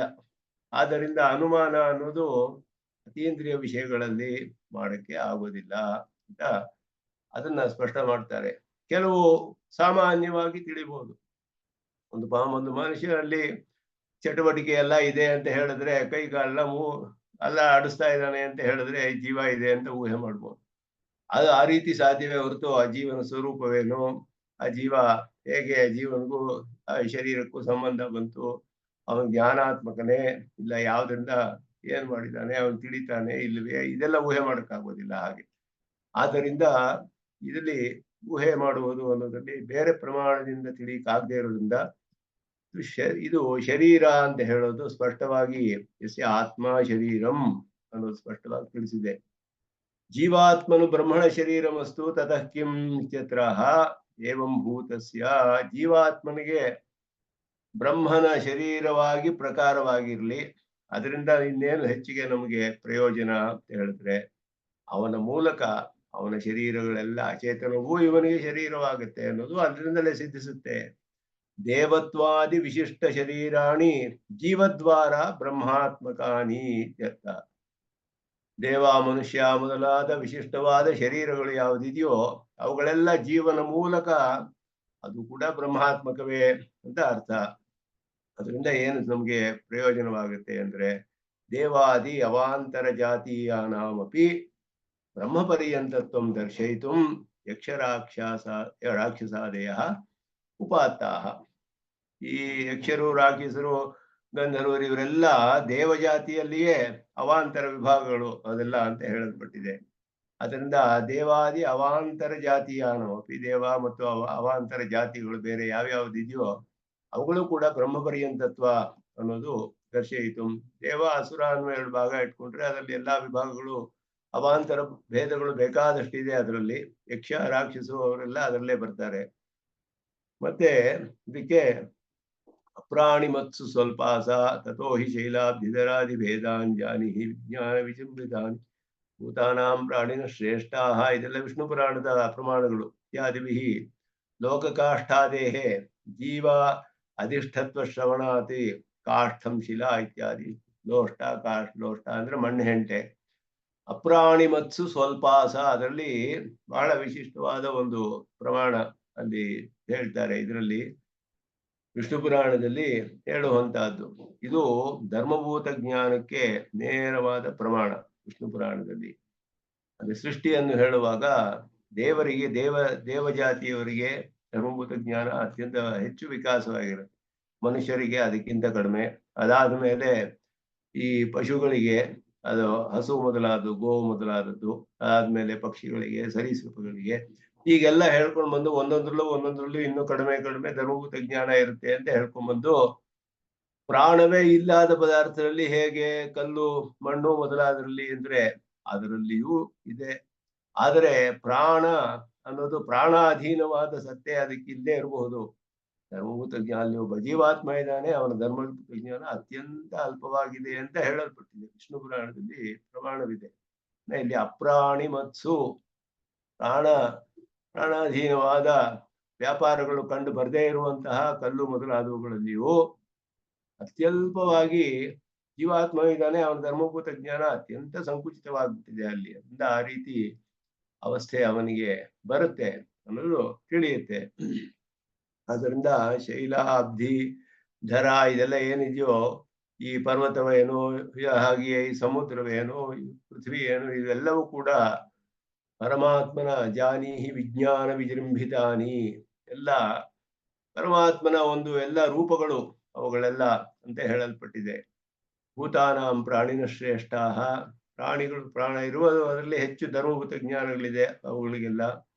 ಇತ್ಯಾದಿಭಿಃ ಲೋಷ್ಟ ಕಾಷ್ಠಾದೇಹೇ ಜೀವಾಧಿಷ್ಠಿ ತತ್ವ ಶ್ರವಣಾತ್ ಎಲ್ಲವೂ ಕೂಡ ಜೀವನ ಅಧಿಷ್ಠಾನ ಅಲ್ಲೆಲ್ಲ ಇದೆ ಅನ್ನೋದು ತಿಳಿದು ಬರುತ್ತೆ. ಒಂದು ಮಣ್ಣು ಹೆಂಟೆಯಲ್ಲಿಯೂ ಕಡ್ಡಿಯಲ್ಲಿಯೂ ಇದೆ. ಇದಕ್ಕೆ ಅದನ್ನು ವಿವರಿಸ್ತಾರೆ ಸುದರ್ಶನ ಸೂರ್ಯಗಳು. ಛಿನ್ನ ದ್ರುಮಃ ಮರವನ್ನು ಒಡೆದರೆ, ಚಿನ್ನ ದ್ರುಮ ಅಂದ್ರೆ ಮರ, ಚಿನ್ನ ದ್ರುಮಃ ಈ ಕಾಷ್ಠಂ. ಕಾಷ್ಠ ಅಂದ್ರೆ ಏನು? ಮರವನ್ನ ಒಡೆದ್ರೆ ಅದು ಕಾಷ್ಠ ಅಂತ ಹೇಳಲ್ಪಡುತ್ತೆ, ಒಂದು ಕಡ್ಡಿ. ತತ್ರ ಧ್ರುಮಾವಸ್ಥಾಧಿಷ್ಠಾತ್ರ ಜೀವ ಅಪಗಮೇಪಿ ಮರದ ಅವಸ್ಥೆಯಲ್ಲಿದ್ದ ಜೀವಾತ್ಮ ಅಲ್ಲಿರೋದಿಲ್ಲ. ಒಂದು ಮರದಲ್ಲಿ ಒಂದು ಕೊಂಬೆಯನ್ನು ಒಡೆದು ಹಾಕಿದ್ರೆ ಕೆಳಗಡೆ ಆ ಕೊಂಬೆಯಲ್ಲಿ ಜೀವಾತ್ಮ ಇದ್ದಾನೆಯೇ ಇಲ್ವೇ ಅನ್ನುವ ಪ್ರಶ್ನೆ. ಭಾಷಿಗಾರರು ಹೇಳ್ತಾರೆ ಅದರಲ್ಲಿಯೂ ಇದ್ದಾನೆ ಅಂತ ಹೇಳ್ತಾರೆ. ಅಲ್ಲಿಯೂ ಇದ್ದಾನೆ. ಯಾವುದಕ್ಕೆ ರೂಪ ನಾಮ ಇದೆಯೋ ಎಲ್ಲ ಒಬ್ಬ ಜೀವಾತ್ಮನ ಅಂತರ್ಯಾಮಿ ಪರಮಾತ್ಮನು ಇರಲೇಬೇಕು. ಸ್ವತಂತ್ರವಾಗಿ ಯಾವ ಅಚೇತನ ಪದಾರ್ಥವೂ ಇರಕ್ಕಾಗೋದಿಲ್ಲ. ಅದು ಸಿದ್ಧಾಂತ. ಸ್ವತಂತ್ರವಾಗಿ ಯಾವ ಅಚೇತನ ಪದಾರ್ಥವೂ ಇರಕ್ಕಾಗುದಿಲ್ಲ. ಅದರಿಂದ ಅಚೇತನಕ್ಕೆ ಶರೀರ ಅನ್ನೋದು ಹೇಳಲ್ಪಟ್ಟಿದೆ ಸ್ಪಷ್ಟವಾಗಿ. ಒಂದು ಜೀವಾತ್ಮನ ಒಬ್ಬ ಚೇತನನ ಆಧಾರದಲ್ಲಿಯೇ ಇರಬೇಕು. ಸೃಷ್ಟಿ ಈ ವ್ಯಷ್ಟಿ ಸೃಷ್ಟಿಗೆ ಮೊದಲು ಪರಮಾತ್ಮನ ಆಧಾರದಲ್ಲಿ ಇರುತ್ತೆ. ವ್ಯಷ್ಟಿ ಸೃಷ್ಟಿ ಆದ್ಮೇಲೆ ಚೇತನರನ್ನೆಲ್ಲ ಅಂತ ಪ್ರವೇಶ ಮಾಡಿಸಿ ಅವರ ಅಧೀನದಲ್ಲಿ ಇಳಿಸಿ ಪರಮಾತ್ಮ ಅವರ ಮೂಲಕ ನಿಯಮನ ಮಾಡ್ತಾನೆ ಅಚೇತನವನ್ನೆಲ್ಲ. ಜೀವಾತ್ಮನ ಮರಣ ಹೋದ್ರೆ ಅವನ ಶರೀರ ಬೀಳುತ್ತಲ್ಲ, ಅದಕ್ಕೆ ಯಾರು ಆಧಾರ? ಪರಮಾತ್ಮನೇ ಆಧಾರ. ಅಲ್ಲಿಯೂ ಇನ್ನೊಬ್ಬ ಜೀವಾತ್ಮ ಇರಬಹುದು, ಅಲ್ಲಿಯೂ ಕೂಡ ಸಾಧ್ಯವಿದೆ. ಹೀಗೆ ಎಲ್ಲೆಲ್ಲಿ ರೂಪ ನಾಮವಿದೆಯೋ ಅಲ್ಲೆಲ್ಲ ಒಬ್ಬ ಜೀವಾತ್ಮ ಇದ್ದಾನೆ. ಅದರಲ್ಲಿ ಮರವನ್ನು ಹೊಡೆದ್ರೆ ಮರಕ್ಕೆ ಅಧಿಷ್ಠಾತರವಾದಂತಹ ಒಬ್ಬ ಜೀವಾತ್ಮ ಕಡ್ಡಿಯಲ್ಲಿ ಇರದೇ ಇರ್ಬೋದು. ಆದರೆ ಕಾಷ್ಠಾವಸ್ಥಾಭಿಮಾನಿ ಜೀವ ವಿದ್ಯತ ಏವ. ಕಾಷ್ಠಾವಸ್ಥೆಯ ಅಭಿಮಾನಿಯಾದ ಒಬ್ಬ ಜೀವ ಇದ್ದಾನಲ್ಲಿ. ಅದರಿಂದ ನಾಮರೂಪ ಭಾಗತ್ವಾತ್. ಯಾವ ಕಾರಣದಿಂದ ಹೇಳ್ತೀರಾ ಅಂದ್ರೆ ನಾಮರೂಪ ಇದೆಯಲ್ಲ, ನಾಮರೂಪವಿರುವುದೆಲ್ಲ ಪರಮಾತ್ಮನ ಅವನು ಜೀವನ ಮೂಲಕ ಅನುಪ್ರವೇಶ ಮಾಡಿಯೇ ಉಂಟಾಗಿದೆ ನಾಮರೂಪಗಳೆಲ್ಲ. ಅದು ಹಾಗೆ ಆಗಬೇಕು, ಇಲ್ಲೇ ಹೋದ್ರೆ ಆಗಕ್ಕೆ ಸಾಧ್ಯವಿಲ್ಲ. ಅದು ಸ್ವತಂತ್ರವಾಗಿ ಇರೋದಕ್ಕೆ ಸಾಧ್ಯವೇ ಇಲ್ಲ. ಅಚೇತನ ಪದಾರ್ಥ ಯಾವುದು ಯಾವಾಗಲೂ ಒಬ್ಬ ಅಚೇತನನ ಅಧಿಷ್ಠಾನ ಇರಬೇಕು. ಅಚೇತನ ಸ್ವತಂತ್ರವಾಗಿ ಇರಕ್ಕಾಗೋದಿಲ್ಲ. ಅವನಿಗೆ ಪರಮಾತ್ಮನ ಅಂತರ್ಯಾಮಿಯಾಗಿ ಅವನಿಗೆ ಸತ್ತೆ ಎಲ್ಲಕ್ಕೂ ಪರಬ್ರಹ್ಮಾತ್ಮಕವಾಗಿಯೇ ಒಂದು ಎಕ್ಸಿಸ್ಟೆನ್ಸ್ ಸತ್ತೆ ಅನ್ನೋದು ಉಂಟಾಗುತ್ತೆ ಅನ್ನೋದು ಹೇಳ್ತಾರೆ. ತತ್ತತ್ ಸಂಸ್ಥಾನ ವಸ್ತು ಮುಖೇನ ಇತ್ಯನೇನ ಆಯಾ ರೂಪ ವಸ್ತು ಅಂತ ಹೇಳೋದ್ರಿಂದ ಇಲ್ಲಿ ಪರಮಾರ್ಥವಾದದ್ದು ಅಂತ ಹೇಳ್ತಿದ್ದಾರೆ. ಇದು ಬರೀ ತೋರಿಕೆ ಅಲ್ಲ, ಮಿಥ್ಯೆ ಅಲ್ಲ, ಅಥವಾ ಪ್ರತಿಭಾಸವಲ್ಲ. ಇದು ಸಾಕ್ಷಾತ್ತಾಗಿ ಪರಮಾರ್ಥವಾದ ಪದಾರ್ಥ ಅನ್ನೋದನ್ನ ವಸ್ತು ಅನ್ನೋ ಶಬ್ದ ತಿಳಿಸುತ್ತೆ. ಆಯಾ ರೂಪ ಅನ್ನುವಂತಹ ಪದಾರ್ಥಗಳ ಮೂಲಕ ಇತ್ಯನೇನ ಪರಮಾತ್ಮನಿ ದೇವತ್ವ ಮನುಷ್ಯತ್ವ ದ್ವಿತ್ವಾದಿ ಅನುಪಪತ್ತಿ ಪರಿಹೃತ ಭವತಿ. ಪ್ರಶ್ನೆ ಕೇಳಿದ್ರಲ್ಲ, ದೇವತ್ವ ಮನುತ್ವ ಎಲ್ಲ ಪರಮಾತ್ಮನಿಗೆ ಇದೆಲ್ಲ ಇಲ್ಲ, ಪ್ರಕೃತಿ ಪ್ರತ್ಯೇಕ ರೂಪಗಳೆಲ್ಲ ಬರುತ್ತೆ, ಎರಡು ಘಟಗಳಿದೆ ಅಂತ ಹೇಳ್ತೀವಿ, ಒಂದೇ ಶಬ್ದ ಉಪಯೋಗಿಸ್ತೀವಿ ನಾವು, ಇಬ್ರು ಮನುಷ್ಯರಿದ್ದಾರೆ ಅಂತ ಹೇಳ್ತೀವಿ, ಒಂದೇ ಪದಾರ್ಥ ಒಂದೇ ಶಬ್ದವನ್ನು ಉಪಯೋಗಿಸ್ತೀವಿ. ಈ ದ್ವಿತ್ವ ಅನ್ನೋದು ಪರಮಾತ್ಮ ಪರ್ಯಂತ ಅಂತ ಹೇಗೆ ಹೇಳಕ್ ಸಾಧ್ಯ? ಪರಮಾತ್ಮ ಒಬ್ಬನೇ ತಾನೇ ಇರೋದು ಎಲ್ಲ ಹೇಳಿದ್ರೆ ಆಯಾ ಪದಾರ್ಥಗಳ ರೂಪಗಳ ಮೂಲಕ ಅಂತ ಹೇಳಲ್ಪಟ್ಟಿದೆ. ಆಯಾ ರೂಪಗಳು ಶರೀರ ವಿಶಿಷ್ಟನಾದ ಜೀವಾತ್ಮನಿಗೆ ಅಂತರ್ಯಾಮಿಯಾಗಿ ಪರಮಾತ್ಮ ಇದೆ. ಅಂದ್ರೆ ಇಬ್ರು ದೇವದತ್ತರು ಅಂತ ದೇವದತ್ತವು ಅಂತ ಒಂದು ಅಡಿಯನ್ ಸ್ವಾಮಿ ಒಂದ್ ಸಂಶಯ ಕೇಳ್ಬೋದಾ? ಕೇಳಿ. ಇವಾಗ ಪದಾರ್ಥ ಅನ್ನೋ ಪದಕ್ಕೂ ವಸ್ತು ಅನ್ನೋ ಪದಕ್ಕೂ ಏನ್ ವ್ಯತ್ಯಾಸ? ಎರಡು ಒಂದೇನೆ. ಪದಾರ್ಥ ಅಂತ ಹೇಳೋದು ಸಾಮಾನ್ಯವಾಗಿ ಪದದ ಒಂದು ಅರ್ಥ, ಯಾವ ವಸ್ತುವನ್ನ ಸೂಚನೆ ಮಾಡುತ್ತೆ ಅಂತ ತಿಳಿಸುತ್ತೆ. ಆ ಪದಾರ್ಥ ಅನ್ನೋದು ಸತ್ಯವಾಗಿರ್ಬೋದು, ಮಿಥ್ಯೆಯೂ ಆಗಿರ್ಬೋದು. ವಸ್ತು ಅಂತ ಹೇಳಿದ್ರೆ ಅದು ಒಂದು ಇರುವಂತಹ ಪರಮಾರ್ಥವಾದ ಪದಾರ್ಥವನ್ನು ತಿಳಿಸುತ್ತೆ ಸ್ಪಷ್ಟವಾಗಿ. ಪದಾರ್ಥ ಅಂದ್ರೆ ಇವಾಗ ಘಟ ಅನ್ನೋದು ಘಟ ಅನ್ನುವ ಪದದಿಂದ ತಿಳಿಯುವಂತಹ ಪದಾರ್ಥವನ್ನ ತಿಳಿಸುತ್ತೆ. ಆ ಪದದಿಂದ ತಿಳಿಯುವ ಅರ್ಥ ಘಟ ಅನ್ನುವ ಒಂದು ಪದಾರ್ಥ, ಅದಕ್ಕೆ ಅರ್ಥ ಅಂದ್ರೆ ಒಂದು ಸಬ್ಸ್ಟೆನ್ಸ್ ಅಂತ ಹೇಳ್ಬೋದು. ಅದು ಬರೀ ತೋರಿಕೆ ಅಂತ ಹೇಳಿದ್ರೆ ಆವಾಗ ಅವಸ್ತು ಅಂತ ಹೇಳ್ಬೇಕು, ಅದಕ್ಕೆ ಅವಸ್ತು ಆಗ್ಬಿಡುತ್ತೆ. ಪದಾರ್ಥ ಅಂತ ಹೇಳ್ಬೋದು, ಆದ್ರೆ ಅವಸ್ತುವಾದ ಪದಾರ್ಥ ಅಂತ ಹೇಳ್ಬೇಕು. ಸಾಮಾನ್ಯವಾಗಿ ಅದು ಸ್ವಲ್ಪ ವ್ಯತ್ಯಾಸವಿದೆ. ಭಾಷಿಕಾರರು ಎಲ್ಲೆಲ್ಲಿಯೂ ವಸ್ತು ಅಂತಾನೆ ಉಪಯೋಗಿಸ್ತಾರೆ. ಅಶೇಷ ಚಿದಚಿದ್ ವಸ್ತು ಶೇಷಿಣೆ ಮಂಗಳ ಶ್ಲೋಕದಲ್ಲೂ ಅದನ್ನೇ ಹೇಳ್ತಾರೆ. ಎಲ್ಲಾ ಚೇತನ ವಸ್ತುಗಳಿಗೆ, ಚಿದಚಿದ್ ವಸ್ತುಗಳಿಗೆ ಶೇಷಿಯಾದವನು, ಎಲ್ಲ ಪರಮಾರ್ಥವಾದದ್ದು ಅನ್ನೋ ಅರ್ಥ ತಿಳಿಸಿದ್ರು ಅಂತ ಆರಂಭದಲ್ಲಿ ವ್ಯಾಖ್ಯಾನ ಮಾಡ್ತಾರೆ. ವಸ್ತು ಅನ್ನೋದು ಇನ್ನೂ ಸ್ಪಷ್ಟವಾಗಿ ತಿಳಿಸುತ್ತೆ ಅಂತ ಹೇಳ್ತಾರೆ. ಮೊದಲೇ ಅದನ್ನು ಹೇಳಿದ್ರು ಸುದರ್ಶನ ಸೂರಿ ವ್ಯಾಖ್ಯಾನದಲ್ಲಿ ಆರಂಭದಲ್ಲಿ ಅದನ್ನು ತಿಳಿಸ್ತಾರೆ. ಸ್ವಾಮಿ, ಪೇಜ್ ನಂಬರ್ 15 ಪದಾರ್ಥಗಳಾದವು ಅಂತ ಹೇಳಿದ್ಯಲ್ಲ, ಆ ಪರ್ಟಿಕ್ಯುಲರ್ ಪದಾರ್ಥ ಕೇಳ್ತಾ ಇದ್ದೀನಿ.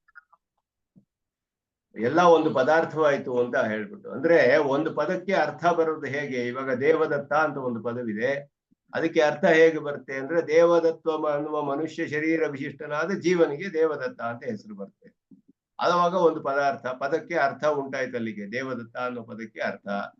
ಧ್ರುವ ಅಂತ ಹೇಳಿದ್ರೆ ಧ್ರುವ ಅನ್ನುವ ಪದಕ್ಕೆ ಅರ್ಥ ಉಂಟಾಗಬೇಕಾದ್ರೆ ಧ್ರುವ ರೂಪದಲ್ಲಿ ಇರುವ ಶರೀರವನ್ನು ಹೊಂದಿರುವ ಒಬ್ಬ ಜೀವಾತ್ಮ ಅಲ್ಲಿ ಇರಬೇಕು. ಅದು ಮರ ಅಂತ ಹೇಳೋದು. ಆ ಪದಾರ್ಥ ಇದ್ರೇನೆ ಆ ಪದಕ್ಕೆ ಅರ್ಥ ಉಂಟಾಗುತ್ತೆ. ಇದೆಲ್ಲವೂ ಪರಮಾತ್ಮ ಅನುಪ್ರವೇಶ ಮಾಡಿ ಆಯಾ ಶರೀರ ರೂಪಗಳನ್ನ ಆಯಾ ಜೀವಾತ್ಮರಿಗೆ ಸಂಬಂಧಿಸಿ ಇರೋದ್ರಿಂದಲೇ ಈ ಪದಗಳಿಗೆಲ್ಲ ಅರ್ಥ ಉಂಟಾಗಿದೆ. ಇಲ್ಲದೆ ಹೋದ್ರೆ ಅದಕ್ಕೆ ಮೊದಲು ಅರ್ಥವಿರ್ಲಿಲ್ಲ. ಸೃಷ್ಟಿ ಆಗಕ್ಕೆ ಮೊದಲು ಘಟ ಅನ್ನುವ ಪದಕ್ಕೆ ಅರ್ಥವಿಲ್ಲ. ಯಾಕೆಂದ್ರೆ ಒಂದು ಪದಾರ್ಥ ಇರ್ಲಿಲ್ಲ ಘಟ ಅಂತ.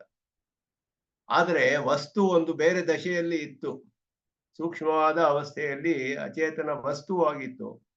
ಅದು ಪದಾರ್ಥವಾಗ್ಬೇಕಾದ್ರೆ ಪದಕ್ಕೆ ಒಂದು ಅರ್ಥ ಉಂಟಾಗ್ಬೇಕು.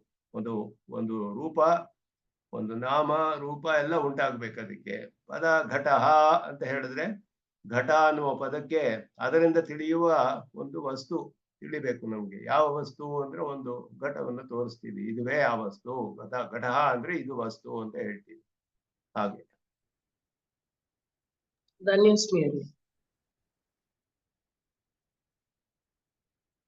ಅದರಿಂದ ಇಲ್ಲಿ ಪರಮಾತ್ಮನಿಗೆ ದ್ವಿತ್ವ ಎಲ್ಲ ಹೇಗೆ ಅಂದ್ರೆ ತತ್ತತ್ ಸಂಸ್ಥಾನ ವಸ್ತು ಮುಖೇನ, ಆಯಾ ರೂಪಗಳನ್ನು ಹೊಂದಿರುವ ವಸ್ತುಗಳು ಏನೇನಿದೆಯೋ ಅದರ ಮೂಲಕ ಅಂತ ಹೇಳಿದ್ರು. ಅದರಿಂದ ಮನುಷ್ಯತ್ವ ರೂಪವನ್ನು ಹೊಂದಿರುವ ಒಂದು ವಸ್ತು ಇದೆ.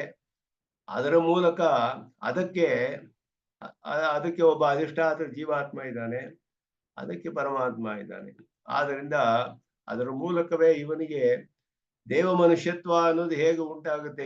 ಇಬ್ರು ಮನುಷ್ಯರಿದ್ರೆ, ಎರಡು ರೂಪಗಳಿದ್ರೆ, ಇಬ್ರು ಪದಾರ್ಥಗಳು ಒಂದೇ ಶಬ್ದದಲ್ಲಿ ಹೇಳ್ತೀವಲ್ಲ, ಹೇಗೆ ಅಂತ ಹೇಳಿದ್ರೆ, ಅದು ಇಬ್ಬರು ಜೀವರು ಅಲ್ಲಿ ಇದ್ದಾರೆ, ಎರಡು ರೂಪಗಳಿದೆ, ಅದೆರಡಕ್ಕೂ ಒಬ್ಬನೇ ಅಂತರ್ಯಾಮಿ ಆಗಿರೋನು. ಆದ್ರಿಂದ ಇವನಿಗೆ ದ್ವಿತ್ವವಿಲ್ಲ. ಮೊದಲನೇ ದೇವದತ್ತವು ಅಂತ ಹೇಳಿದ್ರೆ ಇಬ್ರು ದೇವದತ್ತರು ಇರ್ಬೋದು, ಒಂದೇ ಹೆಸರು ಇಟ್ಕೊಂಡು ಇಬ್ರು ಮನುಷ್ಯರಿದ್ದಾರೆ. ಇವರಿಗೂ ಅಂತರ್ಯಾಮಿ ಆದವನು ಒಬ್ನೇ, ಇವರಿಗೂ ಅಂತರ್ಯಾಮಿ ಆದವನು ಒಬ್ನೇ. ಆದ್ರೆ ಇಲ್ಲೊಬ್ಬ ಜೀವಾತ್ಮ ಬೇರೆ, ಅಲ್ಲಿ ಜೀವಾತ್ಮ ಬೇರೆ ಇದ್ದಾನೆ. ಇವನಿಗೆ ರೂಪ ಬೇರೆ, ಅವನಿಗೆ ರೂಪ ಬೇರೆ. ಜೀವಾತ್ಮನ ಮೂಲಕ ಈ ದ್ವಿತ್ವ ಅನ್ನುವ ರೂಪಗಳು ಉಂಟಾಗುತ್ತೆ. ಅದರಿಂದ ಅದು ಮನುಷ್ಯತ್ವ, ಆ ಸಂಸ್ಥಾನ ವಸ್ತು, ಅವುಗಳ ಮೂಲಕ ಪರಮಾತ್ಮನಿಗೆ ದ್ವಿತ್ವ ಆಗ್ಬೋದು. ಎಲ್ಲದರಲ್ಲಿಯೂ ಅವನು ಅಂತರ್ಯಾಮಿ ಆಗಿರೋದ್ರಿಂದ ಒಬ್ಬನೇ ಆದ ಪರಮಾತ್ಮ ಅನೇಕ ವಸ್ತುಗಳಲ್ಲಿ ಅಂತರ್ಯಾಮಿಯಾಗಿದ್ದಾನೆ ಅಂತ ಅರ್ಥ. ವಸ್ತುಗಳೆಲ್ಲ ಬೇರೆ ಬೇರೆ ಇದೆ, ಬೇರೆ ಬೇರೆ ರೂಪಗಳಿದೆ ಅದಕ್ಕೆ. ಹಾಗೆ ದೇವತ್ವ ದ್ವಿತ್ವಾದೀನಾಂ ಪರಮಾತ್ಮ ಸ್ವರೂಪೇ ಅವ್ಯವಧಾನೇನ ಅನ್ವಯ ಅಭಾವೇಪಿ ದೇವತ್ವಾದೀನಾಂ ಪ್ರಕೃತಿ ಅಭಿಧೇಯಾನಾಂ ಪ್ರತ್ಯಭಿಧೇಯಾನಾಂ ದ್ವಿತ್ವಾದೀನಾಂ ಚ ಪರಮಾತ್ಮನಿ ಸದ್ವಾರಕ ಅನ್ವಯ ಸಂಭವತಿ. ಇದು ಸದ್ವಾರಕವಾದ ಅನ್ವಯ ಪರಮಾತ್ಮನಲ್ಲಿ. ಪ್ರಕೃತಿಯನ್ನು ತಿಳಿಸುವ ಶಬ್ದಗಳು, ಪ್ರತ್ಯಯವನ್ನು ತಿಳಿಸುವಂತ ಶಬ್ದಗಳು, ಅದರಿಂದ ದ್ವಿತ್ವ ಮೊದಲಾದ್ದೆಲ್ಲ ಏನೇನು ಉಂಟಾಗುತ್ತೋ, ದೇವತ್ವ ಮೊದಲಾದ್ದೆಲ್ಲ ಎಲ್ಲವೂ ಆಯಾ ಜೀವನ ಮೂಲಕ ಪರಮಾತ್ಮನಿಗೆ ಅನ್ವಯ ಆಗೋದ್ರಿಂದ ಸದ್ವಾರಕ ಅಂತ ಹೇಳಲ್ಪಡುತ್ತೆ. ನೇರವಾಗಿ ಅವನೇ ಅಚೇತನಕ್ಕೆ ಅಂತರ್ಯಾಮಿಯಾಗಿದ್ರೆ ಆಗ ಅಲ್ಲಿ ಅವನಿಗೆ ಅದ್ವಾರಕ. ವ್ಯಷ್ಟಿ ಸೃಷ್ಟಿಗೆ ಮೊದಲು ಆತ್ಮನ ಆಕಾಶ ಸಂಭೂತ ಆಕಾಶಾದ್ ವಾಯು ವಾಯೋರಗ್ನಿ, ಅಲ್ಲಿ ವಾಯುವಿಗೆ ಪರಮಾತ್ಮನೇ ಅಂತರ್ಯಾಮಿ, ಅಲ್ಲಿ ಜೀವಾತ್ಮರುಗಳು ಇರಲ್ಲ. ಜೀವಾತ್ಮರುಗಳ ಸಂಘಾತ ಬೇರೆಯಾಗಿರುತ್ತೆ. ಇನ್ನು ಜೀವಾತ್ಮರುಗಳಿಗೆ ರೂಪ ನಾಮ ಎಲ್ಲ ಉಂಟಾಗಿರೋದಿಲ್ಲ. ಆದ್ರಿಂದ ಈ ಅಚಿತ್ ಅನ್ನೋದು ಆ ಅವಸ್ಥೆಯಲ್ಲಿ ಇರುತ್ತೆ, ಮೂಲ ಪ್ರಕೃತಿ. ಅದಕ್ಕೆ ಪರಮಾತ್ಮ ನೇರವಾಗಿ ಅದ್ವಾರಕವಾಗಿ ಅಲ್ಲಿ ಆತ್ಮನಾಗಿದ್ದಾನೆ. ಅವನ ಸಂಕಲ್ಪ ಮಾಡೋದ್ರಿಂದ ವಾಯು ಶರೀರಕನಾದ ಪರಮಾತ್ಮ ಸಂಕಲ್ಪ ಮಾಡಿ ಅಗ್ನಿ ಶರೀರಕನಾದ ಅಗ್ನಿ ರೂಪಕ್ಕೆ ಬರೋ ಹಾಗೆ ಮಾಡ್ತಾನೆ ತನ್ನ ಶರೀರವನ್ನ. ಅಗ್ನಿ ಶರೀರಕನಾದ ಪರಮಾತ್ಮನ ಅವಸ್ಥೆಗೆ ಹೋಗ್ತಾನೆ. ಪರಮಾತ್ಮ ಒಂದೇ ರೂಪದಲ್ಲಿ ಇರ್ತಾನೆ, ಅವನ ಶರೀರದಲ್ಲಿ ಬದಲಾಗುತ್ತೆ. ವ್ಯಷ್ಟಿ ಸೃಷ್ಟಿಯಲ್ಲಿ ಈ ಜೀವಾತ್ಮಗಳ ಸಮಷ್ಟಿ, ಅವರಲ್ಲಿ ಒಬ್ಬೊಬ್ಬರು ಚೇತನನಿಗೂ ಒಂದೊಂದು ರೂಪವನ್ನು ಉಂಟು ಮಾಡಿ ಅವರ ಮೂಲಕ ಆಯಾ ಶರೀರಗಳಿಗೆ ಅವನು ಆತ್ಮನಾಗ್ತಾನೆ. ಹಾಗೆ ಸದ್ವಾರಕ ಅಂತ ಹೇಳಲ್ಪಡುತ್ತೆ. ಆದ್ದರಿಂದ ಕಾಠಿನ್ಯವಾನ್ ಯೋ ಬಿಭರ್ತಿ ಅಂತ ಹೇಳಿದ್ರೆ, ಕಾಠಿನ್ಯವಾನ್ ಯೋ ಬಿಭರ್ತಿ ಅಂತ ಹೇಳಿದ್ರೆ, ಇವನು ಕಾಠಿನ್ಯ ಅನ್ನೋದು ಪೃಥ್ವಿಯ ಒಂದು ಗುಣ. ಆ ಪೃಥ್ವಿ ಮೂಲಕ ಅದು ಅವನಿಗೆ ಸದ್ವಾರಕವಾಗಿ ಅವನ ಆಧಾರದಲ್ಲಿ ಇರುತ್ತೆ. ಆದ್ದರಿಂದ ಅವನು ಪೃಥ್ವಿಗೆ ಕಾಠಿನ್ಯ ಅನ್ನುವ ಗುಣವಿದೆ. ಕಾಠಿನ್ಯ ಅನ್ನುವುದರ ಮೂಲಕ ಅದನ್ನು ಹೊಂದಿ ಎಲ್ಲವನ್ನು ಧರಿಸಿದಾನೆ ಅಂತ ಹೇಳಿದ್ರೆ, ಕಾಠಿನ್ಯ ಇರುವುದು ಪೃಥ್ವಿಯಲ್ಲಿ ಗುಣ. ಪೃಥ್ವಿಯ ಮೂಲಕ ಅವನಿಗೆ ಅದರಲ್ಲಿರುವ ಜೀವಾತ್ಮನ ಮೂಲಕ ಸದ್ವಾರಕವಾಗಿ ಎಲ್ಲವೂ ಅವನ ನಿಯಮನದಲ್ಲಿ ಅವನ ಆಧಾರದಲ್ಲಿಯೇ ಇದೆ. ಕೆಲವು ಅದ್ವಾರಕ, ಕೆಲವು ಸದ್ವಾರಕವಾಗಿ ಇರುತ್ತೆ, ಎಲ್ಲವೂ ಉಪಪನ್ನವಾಗುತ್ತೆ ಅಂತ. ಇದಕ್ಕೆ ಏತದುಕ್ತಂ ಭವತಿ ಅನ್ನೋದ್ರಿಂದ ಅನ್ವಯ ಮಾಡ್ಕೊಳ್ಬೇಕು ಅಂತ ಹೇಳೋದು. ಇದು ಮುಖ್ಯವಾದ ಒಂದು ಭಾಗ. ಎಲ್ಲಾ ಪದಾರ್ಥಗಳು ಬ್ರಹ್ಮಾತ್ಮಕವೇ ಅಂತ ತಿಳಿಸುವಂತಹ ಭಾಗ ಇದು. ಅದಾದ್ಮೇಲೆ ಮುಂದೆ ಏವಂ ಸಮಸ್ತಸ್ಯ ಚಿದಚಿದಾತ್ಮಕ ಪ್ರಪಂಚಸ್ಯ ಸದುಪಾದಾನತ ಸನ್ನಿಮಿತ್ತತ ಸದಾಧಾರತ ಸನ್ನಿಯಾಮ್ಯತ ಸಚ್ಛೇಚತಾದಿ ಸರ್ವಂಚ ಸನ್ಮೂಲಾಃ ಸೌಮ್ಯ ಇಮಾಃ ಸರ್ವಾಃ ಪ್ರಜಾಃ ಸದಾಯತನಾಃ ಸತ್ಪ್ರತಿಷ್ಠಾಃ ಇತ್ಯಾದಿನ ವಿಸ್ತರೇಣ ಪ್ರತಿಪಾದ್ಯ ಕಾರ್ಯಕಾರಣ ಭಾವಾದಿ ಮುಖೇನ ಐತದಾತ್ಮ್ಯಮಿದಂ ಸರ್ವಂ ತತ್ಸತ್ಯಂ ಇತಿ ಕೃತ್ಸ್ನಸ್ಯ ಜಗತಃ ಬ್ರಹ್ಮಾತ್ಮಕಮೇವ ಸತ್ಯಂ ಇತಿ ಪ್ರತಿಪಾದ್ಯ ಕೃತ್ಸ್ನಸ್ಯ ಜಗತಃ ಸ ಏವ ಆತ್ಮ ಕೃತ್ಸ್ನಂ ತು ಜಗತೆ ತಸ್ಯ ಶರೀರಂ ತಸ್ಮಾತ್ ತ್ವಂ ಶಬ್ದ ವಾಚ್ಯಮಪಿ ಜೀವ ಪ್ರಕಾರಂ ಬ್ರಹ್ಮೈವ ಇತಿ ಸರ್ವಸ್ಯ ಬ್ರಹ್ಮಾತ್ಮಕತ್ವಂ ಪ್ರತಿಜ್ಞಾತಂ ತತ್ವಮಸಿ ಇತಿ ಜೀವ ವಿಶೇಷೇ ಉಪಸಂಹೃತಂ. ಜೀವ ವಿಶೇಷ ತತ್ವಮಸಿ ವ್ಯಾಖ್ಯಾನಕ್ಕೆ ತತ್ವಮಸಿ ಎನ್ನುವ ಶಬ್ದಕ್ಕೆ ಸಂಗ್ರಹವಾದ ಒಂದು ಅರ್ಥ ಇದರಲ್ಲಿ ಇವಾಗ ಹೇಳ್ತಾ ಇದ್ದಾರೆ. ಇಲ್ಲ ಆರಂಭಿಸ್ತಾರೆ. ಈಗ ತತ್ವಮಸಿ ವ್ಯಾಖ್ಯಾನವನ್ನು ಆರಂಭಿಸ್ತಾರೆ. ಇದುವೇ ಪ್ರಧಾನವಾದ ಭಾಗ ವೇದಾರ್ಥ ಸಂಗ್ರಹದಲ್ಲಿ. ತತ್ವಮಸಿ ಎನ್ನುವ ಶಬ್ದ ಇದು ಬರೋದು 9 ಸತಿ ಬರುತ್ತೆ ಸದ್ವಿದ್ಯಾ ಪ್ರಕರಣದಲ್ಲಿ. ಆ ವಾಕ್ಯವನ್ನು ಪೂರ್ತಿ ನೋಡಿದ್ರೆ ಐತದಾತ್ಮ್ಯಮಿದಂ ಸರ್ವಂ ತತ್ ಸತ್ಯಂ ಸ ಆತ್ಮ ತತ್ವಮಸಿ ಶ್ವೇತಕೇತೋ ಅನ್ನೋದು ವಾಕ್ಯ, ಪೂರ್ತಿ ವಾಕ್ಯ. ಶ್ವೇತಕೇತುವಿಗೆ ಉದ್ದಾಲಕರು ಹೇಳುವಾಗ ಹೇಳಿದ್ರು, ಐತದಾತ್ಮ್ಯಂ ಇದಂ ಸರ್ವಂ, ಈ ಪ್ರಪಂಚವೆಲ್ಲ ಇದಂ ಸರ್ವಂ ಅಂತ ಎದುರುಗಡೆ ಇರುವ ಪ್ರಪಂಚವೆಲ್ಲ ತೋರಿಸಿ, ಚೇತನಾತ್ಮಕವಾದ ಇದೆಲ್ಲ ಇವನನ್ನು ಆತ್ಮನಾಗಿ ಹೊಂದಿದೆ. ಅದು ಐತದಾತ್ಮ್ಯಂ ಅಂತ ಅರ್ಥ. ಏಷಃ ಏತಸ್ಯ ಆತ್ಮ ತಸ್ಯ ಭಾವಃ ಐತದಾತ್ಮ್ಯಂ ಅಂತ. ಏಷಃ ಏತಸ್ಯ ಆತ್ಮ ಇತಿ ಏತದಾತ್ಮಕತ್ವಂ ತಸ್ಯ ಭಾವಃ ಐತದಾತ್ಮ್ಯಂ ಅಂತ ಹೇಳಿದೆ. ಶಬ್ದ ಶ್ರುತಿಯಲ್ಲಿ ಐತದಾತ್ಮ್ಯಂ ಇದಂ ಸರ್ವಂ, ಇದೆಲ್ಲವೂ ಚೇತನಾಚೇತನವಾದ ಸಕಲವೂ ಅವನನ್ನು ಆತ್ಮನಾಗಿ ಹೊಂದಿದೆ. ತತ್ ಸತ್ಯಂ, ತತ್ ಸತ್ಯಂ ಅಂದ್ರೆ ಯಾವುದು ಸತ್ಯಮೋ, ತತ್ ಅಂದ್ರೆ ಬ್ರಹ್ಮ ಸತ್ಯಂ ಅಂತ ಕೆಲವರು ಅರ್ಥ ಮಾಡಿದ್ರು.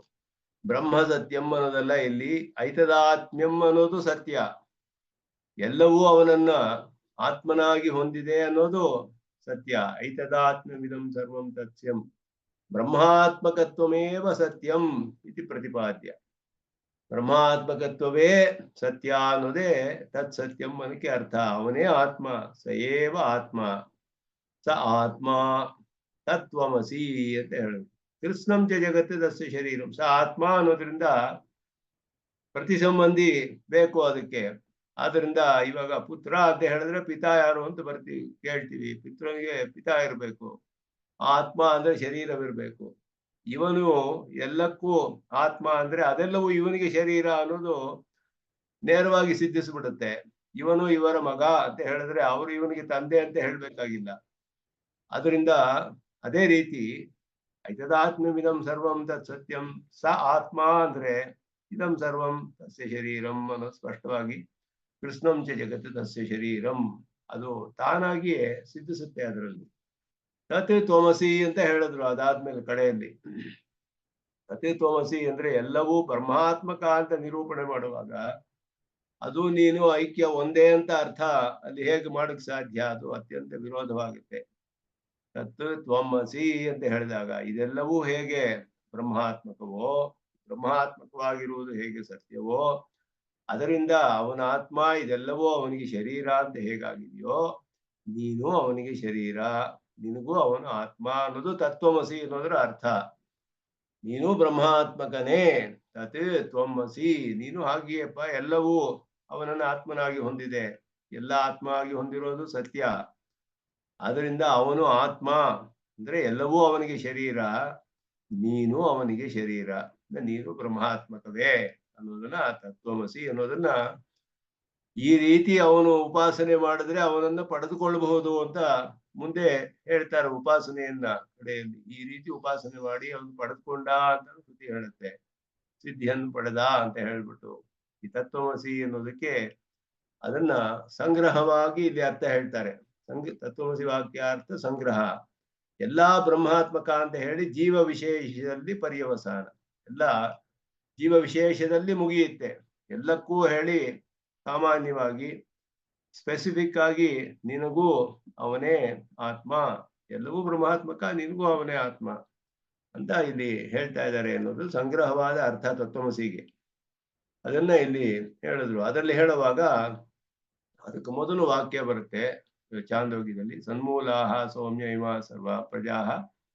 ಇದರಿಂದಲೇ ಆರಂಭ 8ನೇ ಖಂಡದಲ್ಲಿ, ಚಾಂದೋಗ್ಯ ಉಪನಿಷತ್ 8ನೇ ಖಂಡದಲ್ಲಿ ಆರಂಭಿಸುತ್ತೆ ಇದು. ಅದರಲ್ಲಿ ಹೇಳುವಾಗ ಅವರು ಸುಷುಪ್ತಿ ಅವಸ್ಥೆಯನ್ನು ಹೇಳಕ್ಕೆ ಆರಂಭಿಸ್ತಾರೆ. ಸುಷುಪ್ತಿ ಅವಸ್ಥೆಯ ವಿಷಯ ನಾನು ನಿನಗೆ ಹೇಳ್ತೀನಪ್ಪ ಇವಾಗ ಅಂತ ಉಪದೇಶ ಮಾಡಕ್ಕೆ ಆರಂಭಿಸ್ತಾರೆ ಉದ್ದಾಲಕರು. ಅದು ಹೇಳುವಾಗ ಸುಷುಪ್ತಿಯಲ್ಲಿ ಏನಾಗುತ್ತೆ, ಜೀವಾತ್ಮ ಎಲ್ಲಿ ಹೋಗ್ತಾನೆ, ಎಲ್ಲಿಂದ ಬರ್ತಾನೆ, ಏನು ತಿಳಿಯೋದಿಲ್ವಲ್ಲ ಅಂತಾಗ ಅವ್ರು ಹೇಳಿದ್ರು, ಎಲ್ಲವೂ ಸನ್ಮೂಲಾಹ ಸೌಮ್ಯ ಇಮಾ ಸರ್ವ ಪ್ರಜಾ, ಎಲ್ಲವೂ ಆ ಸಚ್ಛಬ್ದನಾಥನಾಚನಾದ ಪರಮಾತ್ಮನನ್ನೇ ಮೂಲವಾಗಿ ಹೊಂದಿದೆ. ಅಂದ್ರೆ ಅವನೇ ಎಲ್ಲಕ್ಕೂ ಕಾರಣ ಅಂತ ಅರ್ಥ. ಅವನೇ ಮೂಲ ಅಂತ ಹೇಳಿದ್ರೆ ಅವನೇ ಎಲ್ಲಕ್ಕೂ ಕಾರಣ. ಸೌಮ್ಯ ಇಮಾಹ ಸರ್ವಾಹ ಪ್ರಜಾಹ, ಎಲ್ಲ ಪ್ರಜೆಗಳು ಅವನನ್ನೇ ಮೂಲವಾಗಿ ಹೊಂದಿದ್ದಾರೆ. ಸದ್ ಆಯತನಃ, ಅವನ ಆಧಾರದಲ್ಲಿಯೇ ಇದ್ದಾರೆ, ಅವನ ಆಶ್ರಯದಲ್ಲಿಯೇ ಇದ್ದಾರೆ. ಸತ್ ಪ್ರತಿಷ್ಠಾ ಅವನನ್ನೇ ಹೋಗಿ ಸೇರ್ತಾರೆ. ಮೊದಲಾದ್ದರಿಂದ ವಿಸ್ತರೇಣ ಪ್ರತಿಪಾದ್ಯ. ಇದನ್ನ ಏನು ಪ್ರತಿಪಾದನೆ ಮಾಡಿದ್ದಾರೆ ಈ ವಾಕ್ಯದಲ್ಲಿ ಮೊದಲೇ ಹೇಳ್ಬಿಟ್ರು. ಸದುಪಾದಾನತ ಅಂದ್ರೆ ಸಚ್ಛಬ್ದವಾಚ್ಯನಾದ ಪರಮಾತ್ಮನೇ ಉಪಾದಾನ ಎಲ್ಲಕ್ಕೂ. ಅದು ಸನ್ಮೂಲಾಹ ಅಂತ ಹೇಳಿದ್ರು. ಅವನೇ ಕಾರಣ, ಉಪಾದಾನ ಕಾರಣ.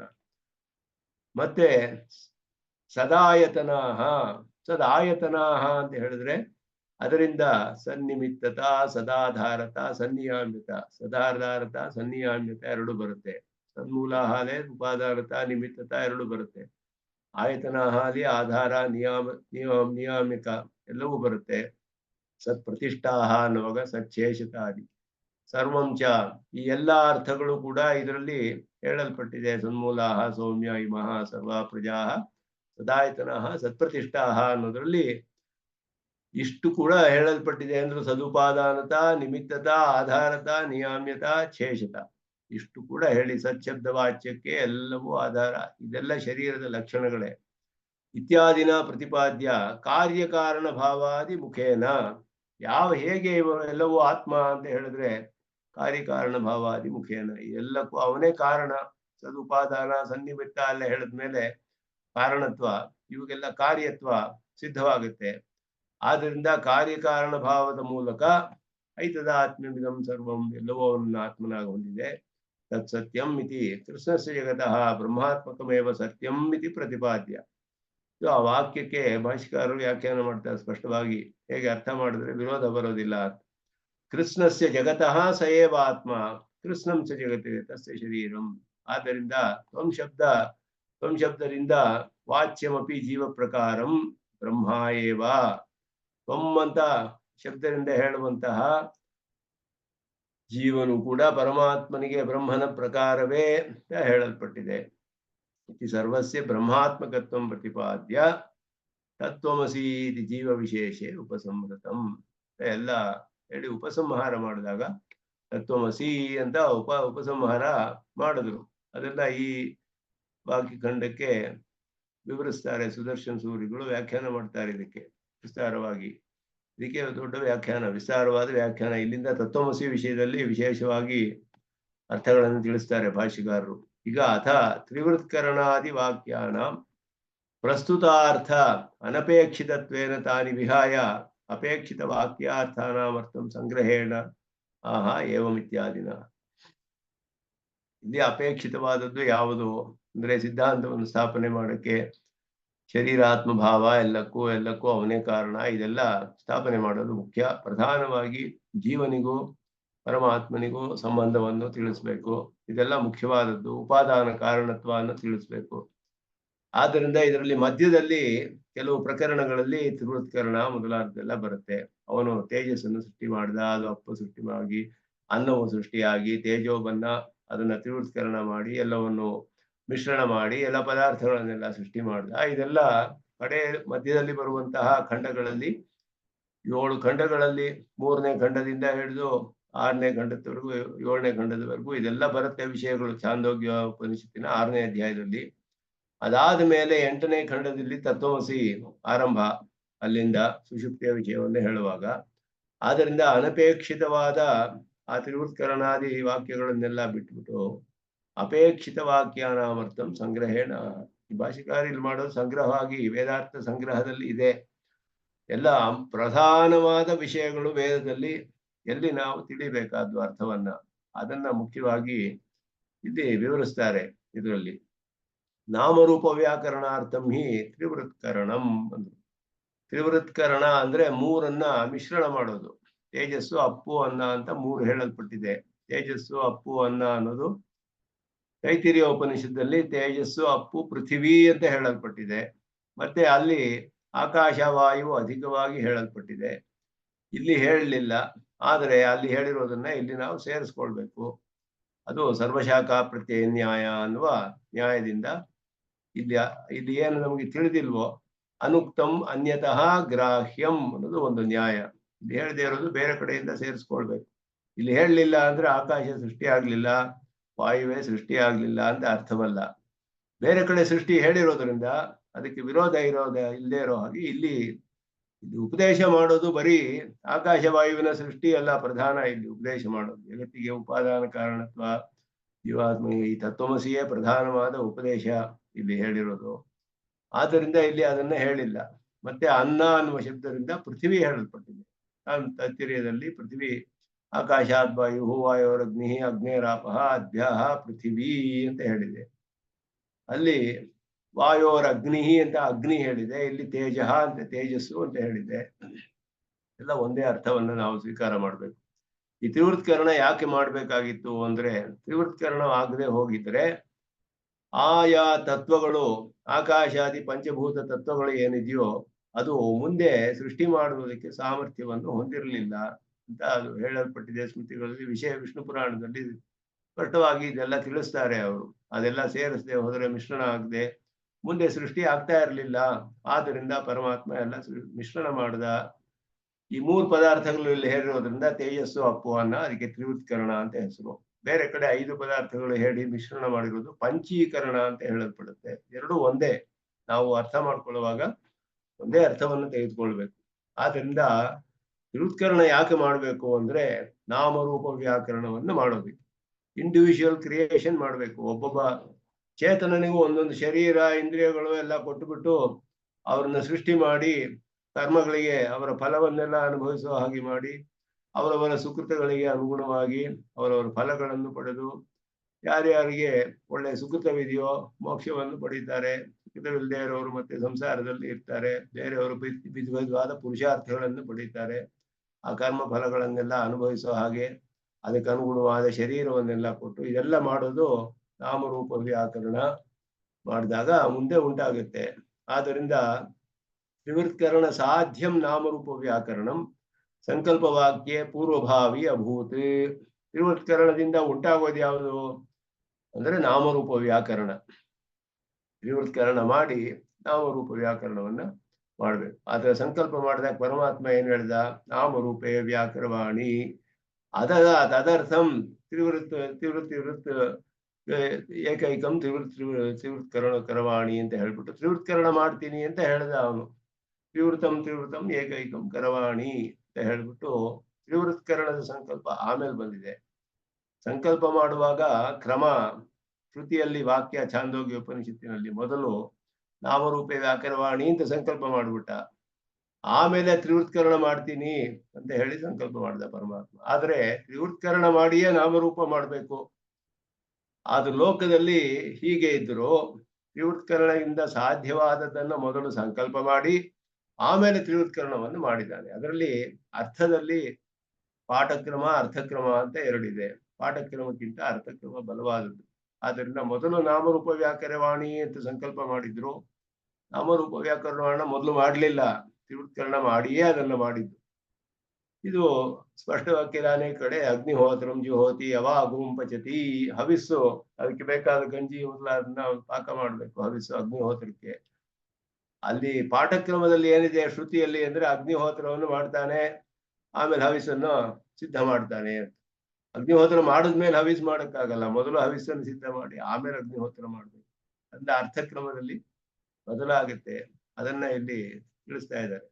ಉತ್ಪತ್ತಿ ವಾಕ್ಯೇತು ತ್ರಿವೃತ್ಕರಣಸ್ಯ ಪೂರ್ವಭಾವಿತ್ವಂ ಯುಕ್ತಂ. ನಿಜವಾಗಲೂ ಉತ್ಪನ್ನವಾಗೋದು ತ್ರಿವೃತ್ಕರಣ ಆದ್ಮೇಲೆ ನಾಮರೂಪ ವ್ಯಾಕರಣ. ಸಂಕಲ್ಪದಲ್ಲಿ ಮೊದಲು ನಾಮರೂಪ ವ್ಯಾಕರಣ ಆಮೇಲೆ ತ್ರಿವೃತ್ಕರಣ. ಪಾಠಕ್ರಮೇ ತ್ರಿವೃತ್ಕರಣಸ್ಯ ಪಶ್ಚಾದ್ಭಾವಿತ್ವೇಪಿ ಅರ್ಥಕ್ರಮೇಣ ಪಾಠಕ್ರಮಸ್ಯ ಬಾಧಿತತ್ವಾತ್ ತ್ರಿವೃತ್ಕರಣಂ ಪೂರ್ವಭಾವಿ. ತ್ರಿವೃತ್ಕರಣವನ್ನ ಅರ್ಥಕ್ರಮ ಪಾಠಕ್ರಮ ಅನ್ನೋದು ಯಥಾ ಅಗ್ನಿಹೋತ್ರಂ ಜುಹೋತಿ ಯವಾಗುಂ ಪಚತಿ ಇತ್ಯತ್ರ ಯವಾಗ್ವಾಹ ಪೂರ್ವಭಾವಿತ್ವಂ ಪಾಠಕ್ರಮ ಬಾಧೇನ ಅಂಗೀಕ್ರಿಯತೆ. ಪಾಠಕ್ರಮವನ್ನು ಬಿಟ್ಟು ಅರ್ಥಕ್ರಮವನ್ನು ಸ್ವೀಕಾರ ಮಾಡಿ ಯವಾಗುವನ್ನು ಮೊದಲು ಸಿದ್ಧ ಮಾಡ್ಕೊಳ್ಳಿ ಆಮೇಲೆ ಅಗ್ನಿಹೋತ್ರ ಮಾಡಿ ಅಂತ ಅರ್ಥ. ಅದಕ್ಕೆ ಅನುಷ್ಠಾನ ಮಾಡುವಾಗ ಯವಾಗ್ವಾ ಜುಹೋತಿ ಇದು ಯವಾಗ್ವಾಹ ಹೋಮ ಸಾಧನತೆಯ ಭೀತತ್ವ. ಯಾಕೆ ಹಾಗೆ ಮಾಡ್ಬೇಕು ಅಂದ್ರೆ ಯವಾಗು ಅನ್ನೋದು ಒಂದು ಗಂಜಿ, ಅದರಿಂದಲೇ ಹೋಮ ಮಾಡ್ಬೇಕು ಅಂತ ಹೇಳಲ್ಪಟ್ಟಿದೆ. ಅದನ್ನು ಮೊದಲು ಮಾಡ್ಕೋಬೇಕು ಆಮೇಲೆ ಅಗ್ನಿಹೋತ್ರ ಮಾಡ್ಬೇಕು ಅಂತ ಅರ್ಥ. ಅಲ್ಲಿಯೇ ಹಾಗೆಯೇ ಇಲ್ಲಿಯೂ ಕ್ರಮ ಅನುಸಂಧೇಯ ಅಂತ ಹೇಳ್ತಾರೆ. ಈಗ ಸನ್ಮೂಲಾಹ ಇಮ ಸೌಮ್ಯ ಹಾಗೆ ವಿವರಿಸ್ತಾರೆ ಮುಂದೆ. ಅದು ಹೇಗೆ ಭಾಷೆಕಾರ ಹೇಳುವ ಸದುಪಾದಾನ ಬಹಳ ಸಂಗ್ರಹವಾಗಿ ಹೇಳಿದ್ದಾರೆ. ಇದಕ್ಕೆ ಬೇಕಾದಷ್ಟು ಇದು ನಾವು ಅರ್ಥಗಳನ್ನು ಹೇಗೆ ತಿಳಿಬೇಕು, ಉಪಾದಾನ, ನಿಮಿತ್ತ, ಆಧಾರ ಎಲ್ಲ ಎಲ್ಲೆಲ್ಲಿ ನಮಗೆ ಅರ್ಥವಾಗುತ್ತೆ ಈ ವಿಷಯವನ್ನೆಲ್ಲ ಇಲ್ಲಿ ವಿಸ್ತಾರವಾಗಿ ವಿವರಿಸ್ತಾರೆ. ಸುದರ್ಶನ ತಾತ್ಪರ್ಯ ದೀಪಕ್ಕೆ ಆಶ್ಚರ್ಯವಾದ ವ್ಯಾಖ್ಯಾನ ಅದ್ಭುತವಾಗಿ ವಿವರಿಸ್ತಾರೆ ಅದನ್ನು ವಿಸ್ತಾರವಾಗಿ. ಅದನ್ನ ಮುಂದೆ ಅನುಸಂಧಾನ ಮಾಡೋಣ ಅಂತ ಹೇಳಿ ಇಲ್ಲಿಗೆ ನಮಸ್ಕಾರ